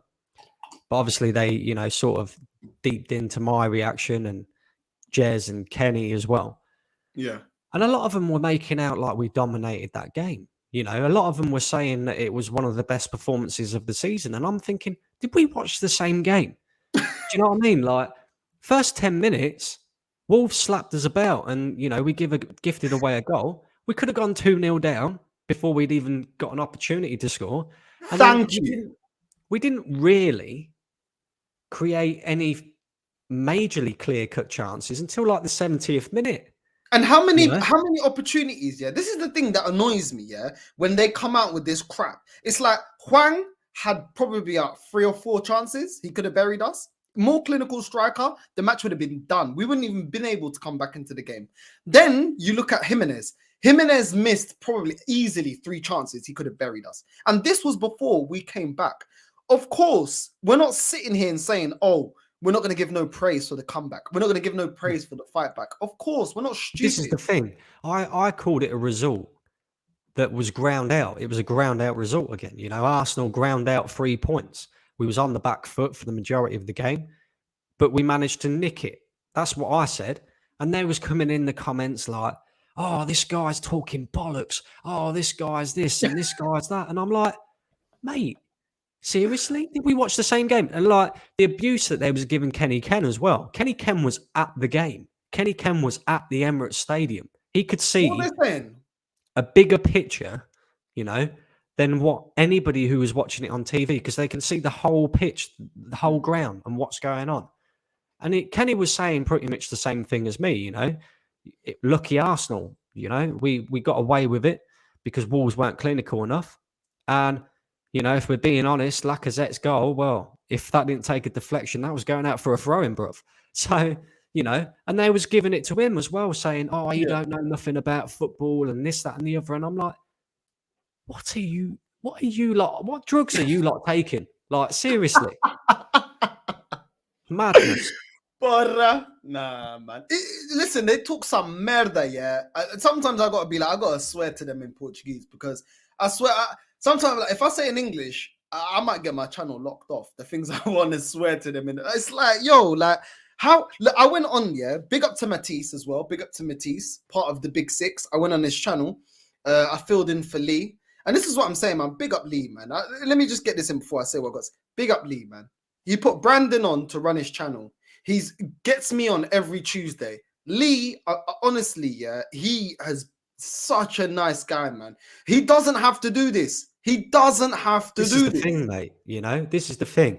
A lot of Arsenal fans think Lee's a dickhead because of his opinions and you know, and what he says. He says what he feels. And yeah, you know, a couple of times, maybe maybe Arteta might end up proving him wrong. I don't know. I doubt it though. But Lee speaks from the heart, even if he gets it wrong sometimes, or even if he comes across in, you know, doesn't put it as nicely as what you could do. The thing is what people don't see behind the scenes with Lee. You know, Lee, a lot of people think he's a dick. This guy, honestly, one of the nicest guys on YouTube that I've ever met. And the fact, you know, that he makes time for other people as well. You know, like myself, like Northside. Because let's be honest, Lee's running a channel that's, you know, 70,000 subscribers. He gets God knows how many views. He does this full time as a job, you know, out there chilling in Spain. He doesn't have to invite me on. He doesn't have to invite Northside or any of these others. He doesn't have to try and help us build our community and stuff like that. But he does, because he's a nice guy. And this is the thing, you know, you always make time as well. The amount of times, right? And I shouldn't really say this either, but we do fan cams, obviously, on Lee's channel, right? Yeah. The amount of times that I'll do my fan cam, the fan cam will end, and then Lee's just chatting to me backstage for like 20 odd minutes. You know, we're just talking about random stuff. And then all of a sudden he'll go, oh shit, I've got to go. Somebody else is waiting. And I'm like, no wonder you're always late, bro. But the fact that, you know, he doesn't just, like many YouTubers want to get people on to get views and stuff like that. Lee's not like that at all. He'll invite you on, but then he'll also ask you about your day, and you know, he's just a genuine guy, mate. He really is a genuine guy, and a lot of people don't respect Lee because of his views and stuff like that. And it's sad to see, really, because mate, he is a stand-up guy. He's a great guy, honestly. And a lot of people will think I'm sitting here right now, I'm talking a load of shit. I'm not. I promise you that. I promise 100%. You that. 100%. I back everything you've said. A lot of people, yeah, you guys have never spoken to him off air. And what happens is, you know, I'm not even a big I ain't even hit 1,000 yet. But some of the abuse I'm getting already. I looked at my girl. I said, look at this crap. Look at this crap. I was like, Bunny, man, let's go salsa. Let's go to the salsa club. I don't care. You know, I'm doing my own life. But it's like, if I am already receiving this, how much more do you think he's receiving? And it's his opinion. Like, at the end of the day, yeah, we respect everyone's opinion. I get Fuad on here, yeah? I don't agree with 90% of what he says. There's a 10% we do agree on, yeah? Do I abuse him? Do you know what I'm saying? Yeah. But you know one thing, yeah? He's a nice guy, though. Big up Fuad. Now, big up Fuad, man. Do you know what I'm saying? But we're all Arsenal fans. And I've even had people, yeah, that are out try and question me about, why are you getting Fuad on? Well, is he not an Arsenal fan? So what? He doesn't get to say his piece? Of course he does. And anybody else that's Arteta in. Because it's all about discussion. Why there's so much animosity within Arsenal fans? It's annoying, man. We all have an opinion. Do you know what I'm saying? And it gets to the point where people are not even trying to call me out on, you know, because of what's going on with the club. You're trying to call me out, trying to make me stumble on what I said. It's not about me. It's about the club. Do you know what I mean? We've got another great guest right here. Yo, Gracie, what are you telling me, familia? I saw the link and I was like, oh, maybe I'll do a bit of 20 minutes and then I've got a dip. But I was hearing you talk about Lee there and I was like, oh, I've got to say something because, like, honestly, nicest guy ever. Like, really is. As you were saying, Brandon, like backstage, you just talk. You talk about random everyday life things. And yeah, such a nice person. The hate needs to stop, people. It really does. And people don't realize the effect it has on some people, which is a massive shame. Yeah. I'm just glad that Lee has one of them type of egos where it's just like, fuck the haters. Who gives it? Yeah. Who cares? Do you know what I mean? I've got a similar sort of thing. You know, a lot of people, I get a lot of hate as well. Especially, you know, when I did that watch along on Lee's channel as well, a lot of hate. And it's like, I don't care about what you like say. I ain't bothered. You know, I'm here living my life. I've got my 2 children, my missus and all that. I'm happy. Who cares? So, you know, I'll come on and voice my opinion and stuff like that. And I can guarantee you right now, people that are tuning in, you know, me, Northside, Gracie, you know, we're all not Arteta's biggest fan. But if he actually did get Arsenal into a title race, if he actually did do something, you know, that we expect Arsenal to be doing, we'll all be the first ones to sit here and say, I got it wrong. But I don't see that happening. I've said that to I've said it to Fuad. I've said it on my channel so many times, and I'll say it again.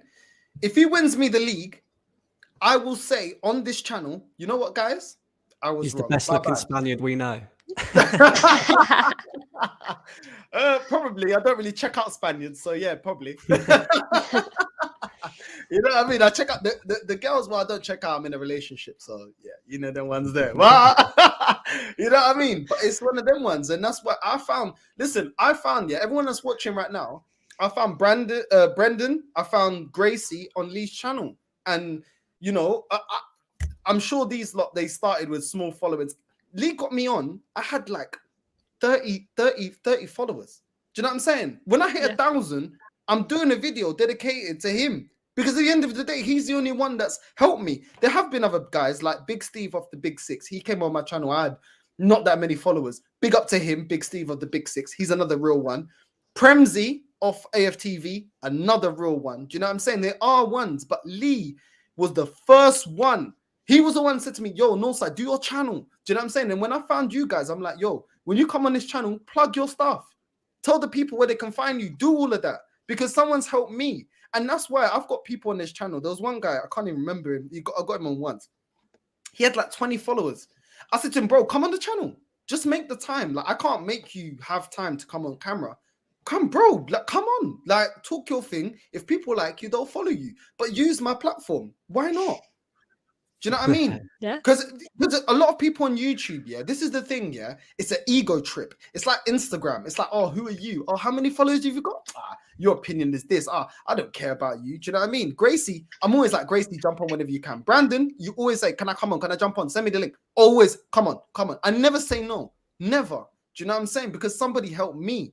Do you know what I mean? And it just goes to show what kind of person you are. And for me, I'm forever grateful with Lee. It doesn't mean that I will always agree with everything he says.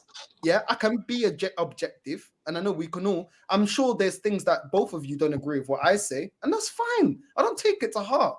But when I get people, I'm getting people calling me a "see you next Tuesday." I'm people saying this, you're a disgrace. I'm a disgrace because I want Arsenal to win the league. What do you want us to do? Come forth. What do you want them to do? Yeah, do you want them to get a bronze medal, or do you want them to get the gold medal with the big trophy?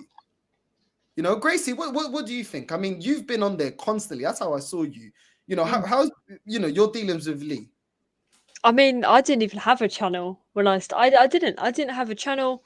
I'm not a massive. I mean, I'm against the odds with teenagers. I'm not a massive social media person, and yeah, I didn't have a channel. I just hopped in on a video call in, and I got a great reception from the people in there. And then Lee messaged me after. We had this full conversation, like generally like hours. I think it was like 1 a.m. in the morning, and we're just having like a full conversation over text.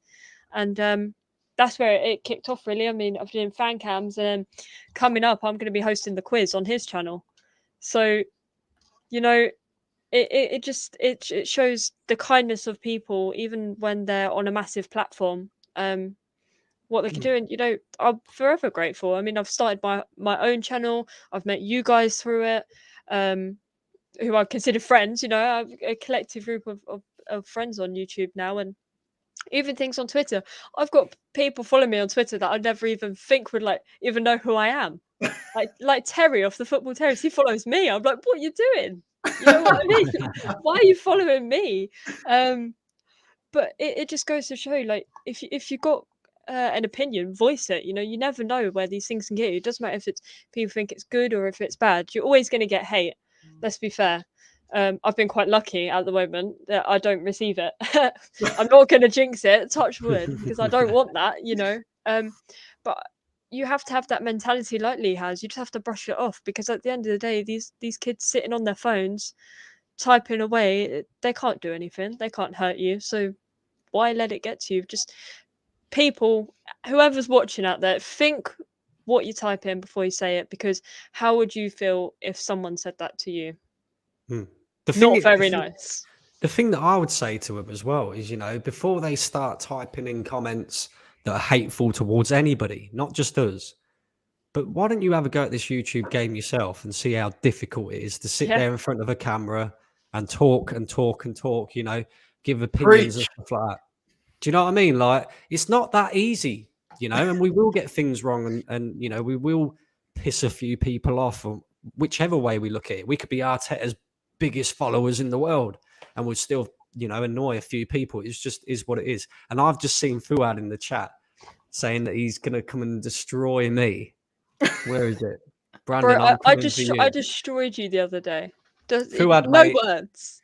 You're not going to get a chance to come for me, mate, because Lee's going to bury you tomorrow. Get that grave dug, bro.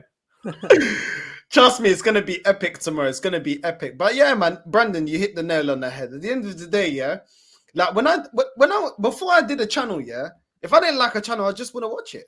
I'd never return. But these people, yeah, they spend so much time hating. Do you know what, yeah? You keep hating. Because the more you talk about Northside, Brandon, Gracie, the more people become aware of our channel. So whatever. Whether you like us or you hate us, you got our name in our mouth. Do you know what I mean? So, you know what I mean? It is what it is. But I want to ask you guys before I go through some of the comments, because the comments are coming in mad. Let me start with you, Brandon. What's your thoughts on what's going on with Chelsea, with Abramovich? Their whole, the club's up for sale. It looks like, they owe him 1.5 billion. He looks like he's going to write that off and kind of just be like, cut his losses and say, look, listen, it's around 2.5 to 3 billion. What's your thoughts on it? Do you think we can capitalize? Oh, mate, first of all, it's complete madness what's going on in the world. I'm not going to talk too much in detail about it because I don't know what can be said on platforms without videos being taken down and stuff like that. But let's just make it clear. It's an absolute madness what's going on in the world. We never thought we'd ever see that, especially in our lifetime. We thought the days of war and stuff like that was over and done with. But seems to me like the Russian leader has got a bit of a screw loose, and who knows what will happen, in the future and what have you. Hopefully, peace will be brought to the world again, and peace will be brought to Ukraine, and big up to them. But in terms of, you know, Abramovich and having to kind of sell Chelsea, that I think that sort of shows how harsh these UK sanctions have been on Russia, because I don't think you would have ever seen Abramovich sell Chelsea, you know, because that is one owner which I kind of look at and I think, yeah, he's a proper owner. You know, he loves the football club. He's pumped his money into that football club to get Chelsea to, you know, be the global phenomenon that they are now. And I don't think they'll struggle without him. I think they'll end up with another billionaire owner. You know how it goes.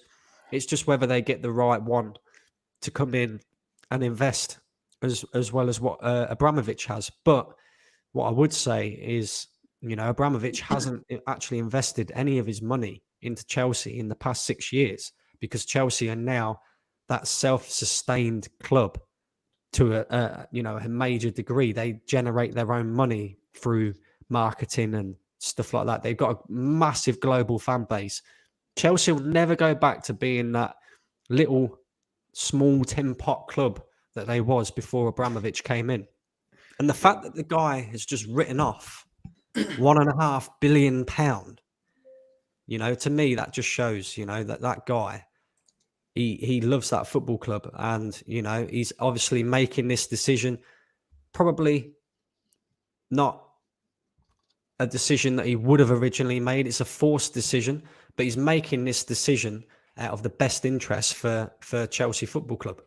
And that's what I would say about it. So, you know, although what's going on in the world is not great, and obviously, you know, Russia are seeing a lot of backlash from it, Abramovich as a football owner, you know, that is the type of owner that you'd want at your football club, definitely. Gracie? Oh, it is terrible what is happening. Absolutely terrible. And I was having a discussion in college today, and we were talking about, so with all these sanctions, so let's say around about Abramovich is worth about 9 billion, right? Yeah. With these sanctions, because of all his investitures in Russia and his links with Putin, that's set to go down to about 3 billion. Not ideal for a football club, for one. I mean, 3 billion is a lot of money, but when we're talking like this, even if they're self-sustaining, whatnot. And I think he's trying to, even though he won't be owner anymore, he's trying to protect the interest of the club, because you don't want a negative image on top of Chelsea because of their owner. You know, that's something he doesn't want, and he generally does care. I think he's made the right move by selling it. He's protecting the interest of the club, protecting the image of the club. And also supposedly that in a statement that he put out, all of the net proceeds will be going to charities to help Ukrainian victims, which I think is a massive statement to make, considering the repercussions it could have on him personally, being a Russian and speaking out against what is happening, especially with he has a big voice. He's all linked in with that group per se. And what he's done is, I don't see anything wrong with it. You know, he's not condoning any actions that Russia have taken. He's actively trying to help victims of the war, and that's all you can really say about it. I don't see why people should be angry about it. I mean, it's bad for Chelsea because you don't know what's going to happen. You really don't. Anyone could buy it. Anyone with an interest that has the money, they will just go out and buy it. So time will tell, but it makes football, it shakes it up a little bit, I think, with everything that's happening. You look at Tottenham, you're looking at Chelsea right now, things are starting to change and shift a bit. So it's going to be interesting to see what happens in the next, for the rest of the season and next season. Just to add to that point as well that Gracie just said, you know, I think because Abramovich cares about Chelsea so much, I don't think he'll just sell it to anybody. I think he will literally. He's on a time frame, though. That's the thing, Brandon. He's definitely he's on a time frame, but I think he'll go down the route of selling it to who he thinks will be best for Chelsea. You know, he might even stipulate in like a contract that they have to meet certain requirements in order for him to sell it to them. Do you know what I mean? Yeah. So I think, you know, that's one thing that I would say that Chelsea fans, it's not great that Abramovich is selling. You know, he's been a very, very good owner for Chelsea. But I do think he will, you know, make the best decision for the club in terms of who comes in. Definitely.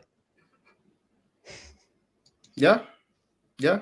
I mean, for me, I just feel like we just got to hope and pray they get an owner like we have, an American owner like we have, or an American owner like Man United, because both of our clubs, there's not much difference. There's not much difference, Gracie. Like I know you're a little bit younger, and credit to you. You know what I mean? I'm getting a bit old, but when I grew up, my family was divided by Man United and Arsenal, and the thing is like the first half in the 90s up to the early 2000s, I had my chest up. I could say whatever I want. Do you know what I mean? Anyone talk to me, like, what are you talking about, filo da puta? You mad, bruv? You know who I am. I'm a gooner. You mad? But then things changed after 2004. And all my cousins that were United, they were talking so much smack to me. And our clubs are run the same way. Man United started to see that, you know, as much as they used to clown Arsenal fans. Oh, you lot this, oh, you lot that. They've got owners that are the same. It's about the merchandise. It's about, you know, how much money they can rake in. It's about, you know, putting the value of the club up instead of footballing reasons. You know what I mean? And if Chelsea is sold to a billionaire that cares more about the profit and the sell-on value once he, you know, is over and through with them, they will hit the same thing, because I've seen Arsenal do it. You know, us getting taken over when we're winning, and then all of a sudden the club's direction going another way. I know people right now can't really see Chelsea being like an Arsenal, but it's the same difference. Back in the day when Arsenal were winning and dominating and fighting up there against Man United, and then we got some owners that all of a sudden shifted the focus of our club. It's not about winning football. It's about merch and selling to the club. I mean, Man United back in the day, Brandon, you know this, they would never, ever care about top four. To them, a season is finished if you're not competing for the league, you know, let alone winning the league. But now you talk to Man United fans now. To them, top four they talk about top four. They would, I'm telling you, would finish us when we would talk about top four. And now, most of them, the only ones that are still holding that up is the people that grew up in the Fergie era. And that's what's going on. The people that grow up seeing their club being great and dominant and stuff, then they don't forget that and they hold the club to that standard. Man City fans now, give it another 10, 15 years. If they drop off, they will be like, what? We're hitting top four. What about the times when we were, you know, competing? And that's the thing, like, but as much as I can, you know, wish that Chelsea get an owner like that, will Arsenal capitalize? I mean, we had January transfer window and our fans were making the excuse of, oh, well, no one else did business. Well, sorry. I don't care what anybody else does. Do you know what I'm saying? Has everybody else been waiting for flipping 18 years to win a league title? So I don't care what everyone else does. But people will clutch at straws once they see that the club is not matching their ambition. And us three, we hold up the tradition of the club, which is you have to be competing. It's not that we're saying that we have the God-given right to win, but we want to be competing. And Chelsea can fall into that. Let's keep it real. A different ownership, a different, you know, what can you do? And then slowly I saw the transition of Arsenal fans becoming complacent, yeah, and top four is the be or end all. And I've seen it now with Man United. Chelsea get a bad owner. I don't know who's going to buy them. I'm not in the know. I'm just seeing what's being reported. I take it with a pinch of salt. They could easily fall into that. Do you know what's mad as well, though, Northside? A couple of years ago, we had a bid from Usmanov, didn't we, to take over Arsenal? Yeah. And what's mad is, just imagine if that bid had gone through, if he had become full owner of Arsenal and got Kroenke out, and now all of this is kicked off. You know, he's had his assets frozen and stuff like that at Everton. Imagine what would have happened to Arsenal. So, although as much as we hope, you know, we hate Kroenke and stuff like that, God, mate, I couldn't imagine where Arsenal would be right now if we had Usmanov in charge. Jesus Christ. Yeah, it is crazy how much an owner does have an impact. You know, they sit back, but as soon as that's gone, You notice, you're like, oh god, like what have we done? You know, it happened with Daniel Ek. That transpired into nothing. No, I would have loved him. He could come. Like he's What about pro Dangote? Dangote as well. The Nigerian is a Nigerian billionaire. The African billionaire. Yeah. I mean, I don't know. It's hard to say, isn't it? Because we could protest like mad as a fan base and get Kroenke out, but then we could end up with another owner that's just as bad as him. You know, just as what you were saying. It's kind of mad, really. I think football in money in football definitely doesn't help. You know, the fact that any billionaire can come in and they don't necessarily have to win things in order to make money. Do you know what I mean? Like, to any billionaire, they look at us as a football club now as, well, as long as we're, you know, doing the bare minimum and making a bit of money, a bit like what Kroenke is doing with Arsenal and the Glazers at Manchester United, why are we going to care about winning things? You know, I kind of think that football and money is it's just what killed everything in football nowadays. You know, there's only a certain amount of owners that really care about the football club and want the football club to do well and be competing and winning things. And, you know, Abramovich was one of them at Chelsea, and now he's on his way out. Like you just said there, Northside. Who knows what might happen? Who knows? Yeah. I mean, Gracie, I haven't got your opinion yet in Guendouzi leaving. What do you think about that? Oh, here we go again. The same old story all the time. I just did a show over on my channel with Kenny Ken and Jez. We touched on this subject, of course, the news of the day. And what a steal for Marseille. And I'm not surprised he don't want to come back. I'm really not surprised. And the thing is, if we really wanted him, we would have called him back earlier. And it's so disappointing because this guy is going to go and he's smashing it already over there. Now he's on a permanent. He's going to go for it even more. And we're going to look back in a couple of years' time and be like, oh, missed out on that one again. You know, I think he could have been a player that really strengthened our side. And he's all about Project Youth, right? Project Youth. But then he lets a fantastic youth player leave us for the bare minimum of money. And he barely played for us as well. Barely played for us. And when he did play for us, he was aggressive. Yeah, he made some bad choices. And he picked up a few yellows, but that's what you need in a team. You need to be aggressive. You need to be chasing, because being aggressive and getting those key tackles is what can lead to goals. Yeah, it's all right though. We got Granit Xhaka. Oh yeah, don't panic. Yeah, we got Granit. We don't need anyone else. I mean, he's world class. Yeah, I mean, Prince Fuad has got a poster of him in his bedroom. Fuad here talking S once again. Let me read this bukadia that he's got here. Arab money helped Man City win titles. Okay, cool. Let me tell you this. Leicester City, yeah? Did Arab money help them win the league? And who are they? And barring this season, they were in the top 6, top 5 in the last couple of seasons. So if they can achieve that without Arab money, Arsenal Football Club, that are the third highest spenders in the last 5 years, with a proper strategy, proper sporting director, proper manager, what can we achieve? You know what I'm saying? West Ham, how much money have West Ham actually spent? And look at them overachieving. So you can see these teams overachieving to get in the top 4 without Arab money. Arsenal Football Club spending more money in the last 5 years than Liverpool. What can we do if we were run properly? If we didn't let Ramsey go for free? If we didn't let Ozil go for free? If we didn't let Aubameyang go for free? If we're not letting Lacazette and Nketiah go for free? Do you know what I'm saying? What can we do if we're not signing off Kolasinac, letting him go for free? If Mustafi ain't going for free? Do you know what I'm saying? If we're not doing that, imagine what we can do. So it's all great saying money. Money's got to be spent, first of all, correctly. And we also have the right structure. Because one thing that West Ham and Leicester have done, they've had owners or a structure or a manager, at least, that have the right system and they're able to maximize. When do we ever maximize profit? or what we do. And that's why this whole money thing, it only goes so far, because you can't say that West Ham and Leicester and teams like this can overage. And let's be real, even Tottenham, Tottenham are a team notorious for not spending money. They had Pochettino, just a manager that was correct. Look at what they've done.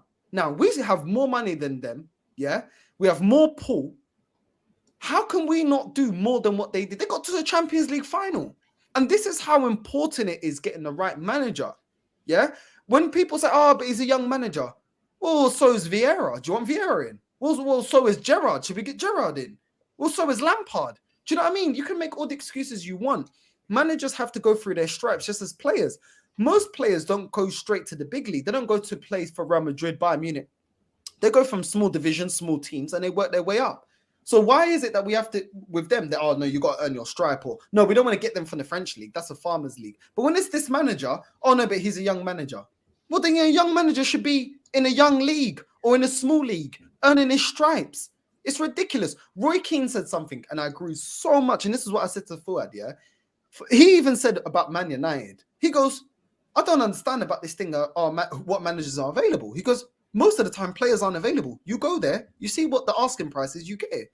A manager, you'll never pay the same amount of money for a manager that you do as a player. But you see how important the right appointment of a manager can have on a team. Look at Liverpool. Look at Leicester.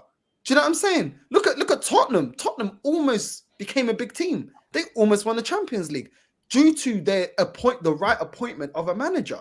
So when Fuad goes, oh, who can you get? Bro, if we can pay 60 odd mil, why can you not pay 20 or 30 odd mil to get a manager out of contract? I'll tell you as well. I say this a lot, and a lot of people disagree with me. So I'm going to say it to you guys and see what you think, right? Not just manager, but transfer strategy as well.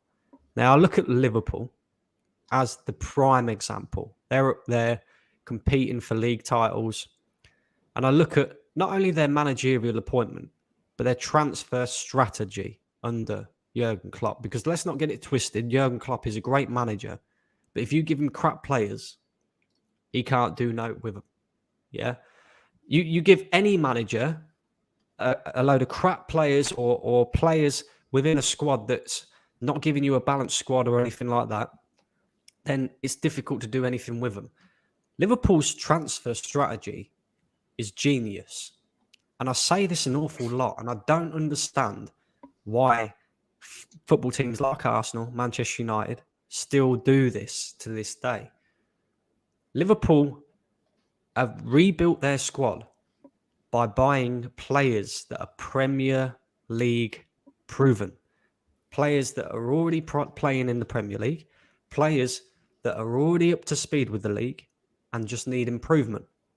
Arsenal, Manchester United, even Chelsea to a degree, they all go to foreign leagues and buy foreign league players that we don't know whether they're going to settle into the league well. I mean, another prime example would be, he's coming into his own a little bit now, but Thomas Partey, he was one of the best defensive-minded midfielders in world football at La Liga, at Atletico Madrid, sought after.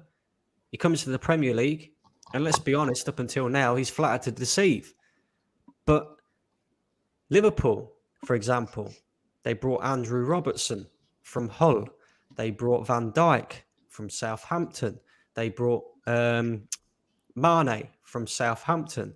They brought, who else? Jordan Henderson from Sunderland. They brought, God, I can name loads of players. Even Mohamed Salah had Premier League experience previously.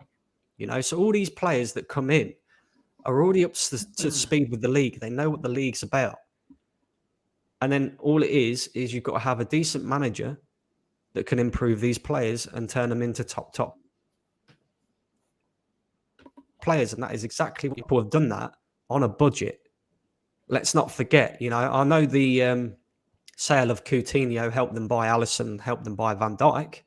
But aside from that, them two were the two missing pieces of the puzzle for Liverpool. But up until that point, they had a very good team anyway. A very good team. So I look at it like this: why don't Arsenal start investing in players that are Premier League proven? Go to the likes of, I don't know, Crystal Palace and take their best player. Brentford, take their best player, and then build a squad like that. A bit like what Liverpool do that. Do you know what I mean? Like, because all this buying foreign league players doesn't necessarily work because you don't know how they're going to settle into the Premier League. You don't know whether they're actually going to be any good in the long run. Like Granit Xhaka, for example, looked great in the German league. Looked great playing for Switzerland. Absolutely dog shit, shocking in the Premier League. So, do you know what I mean? Like,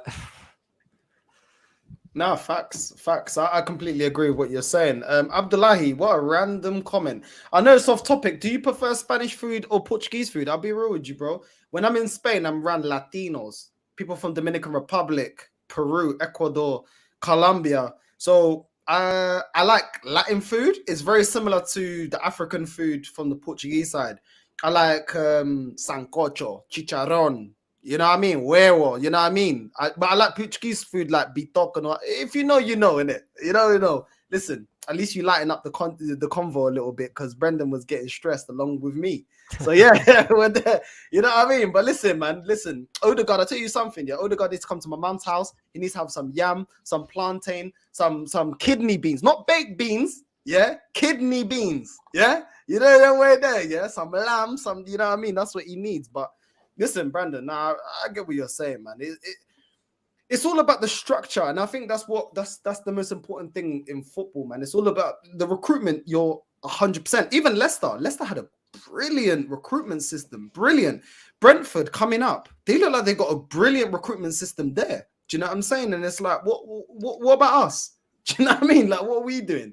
Like, I don't see that we have brilliant recruitment system. And we're giving out freebies, mate. That's what we're doing. Giving out freebies. Oh, do you want a Bamiyang? Yeah, free, mate. Why not?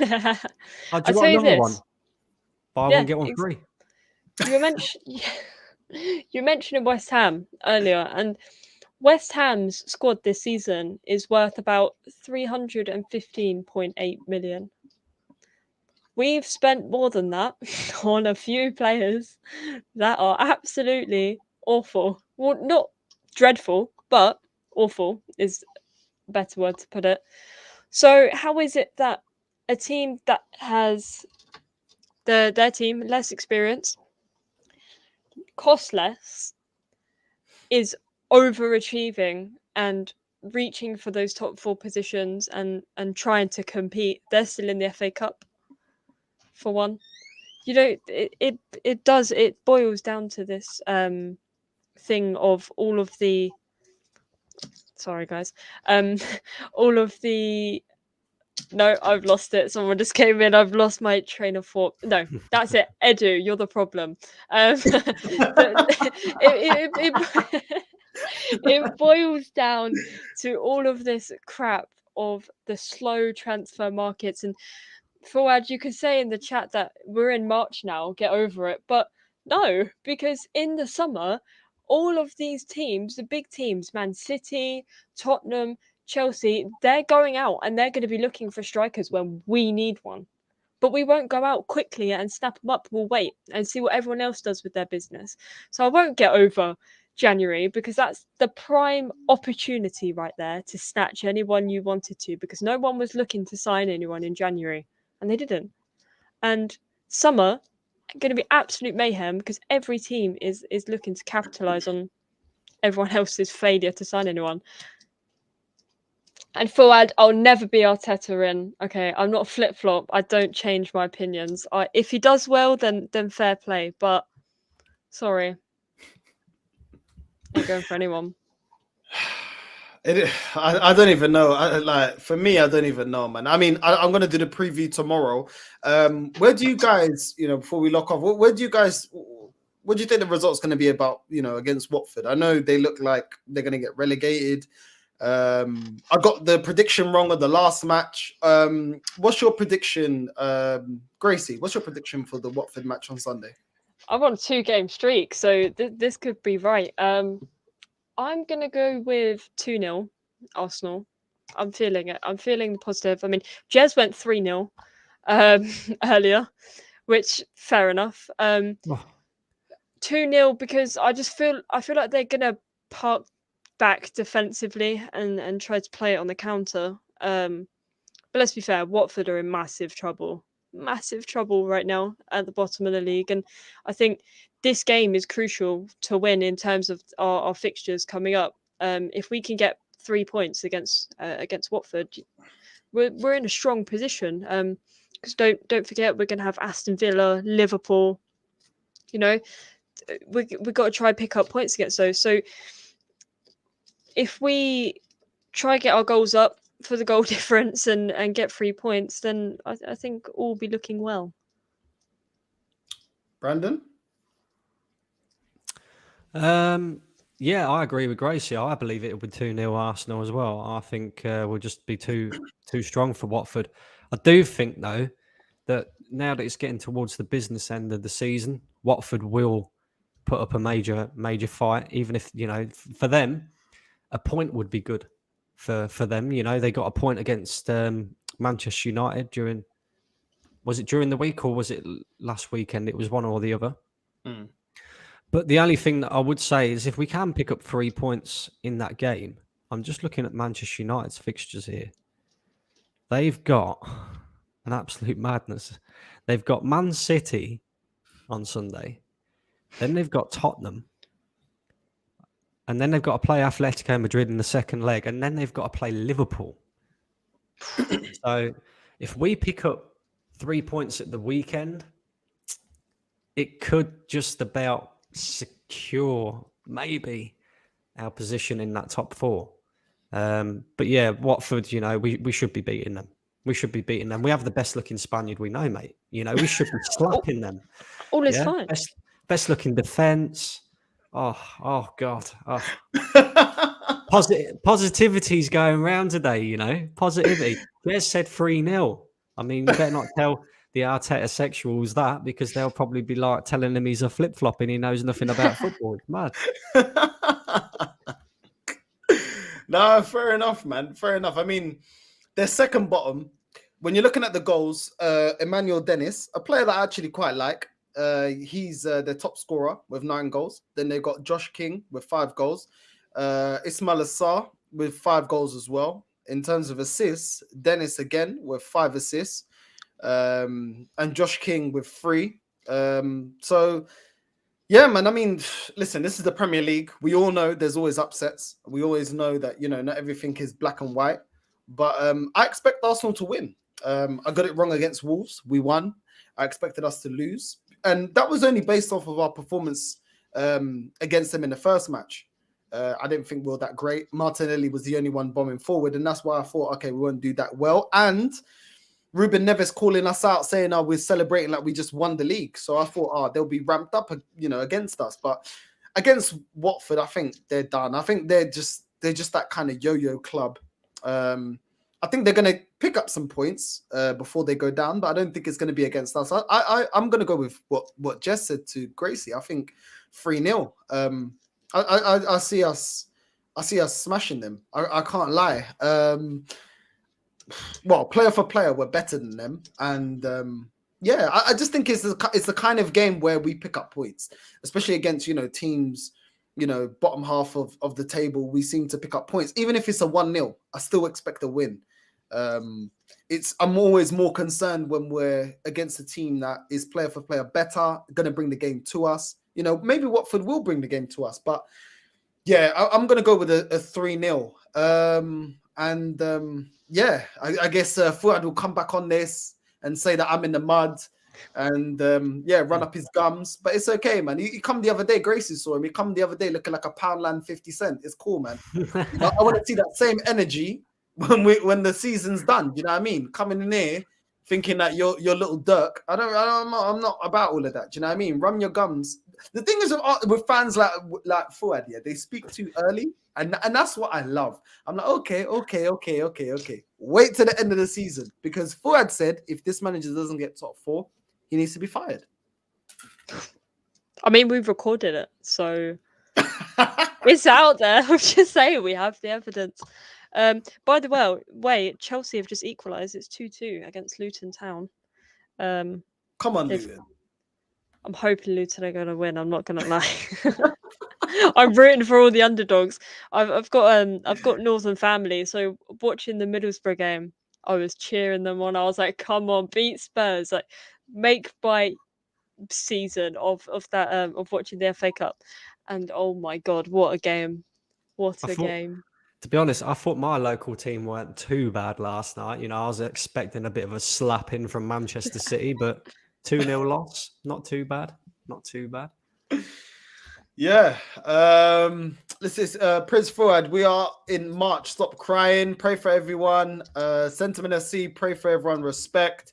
This club have the audacity to raise ticket prices, claiming inflation and rising costs, and release another another training shirt. We are not getting a return on our investment, but the tickets go up. TikTok, will you never be perfectly ready for another opportunity? The timing is running out to win titles. Will happen with this structure, from the owners to the board to the manager to the player. Exactly. We pray for all the victims of war and those suffering in the world, with those with no food, no shelter, no hot water, no money. Of course, man. Come on. Prayers and thoughts out to them.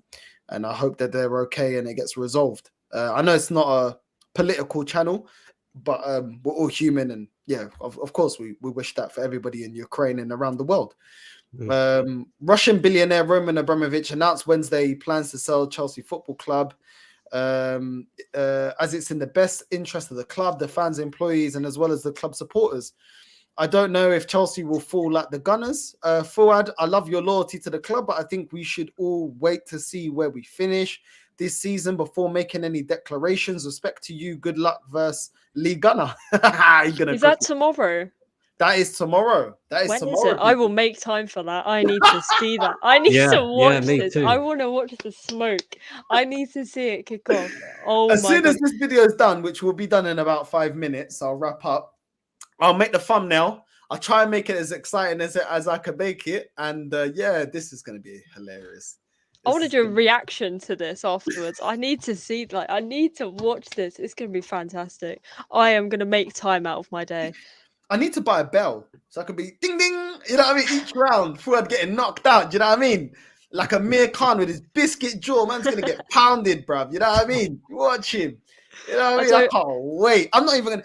I'm loud, yeah. I'm not even gonna say no. I'm just gonna be like this, yeah. Oh, Fuad also said one of Fuad's great quotes, and then just add fuel to the fire. You know what I'm saying? Just let him get cooked. I'm ready. I am ready for that.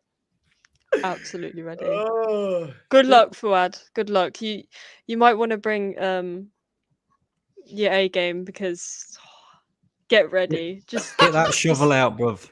Get that shovel out. Start digging now. Oh. We might not see him. We might not see him for the Watford game. Listen, he might not survive. It is what it is.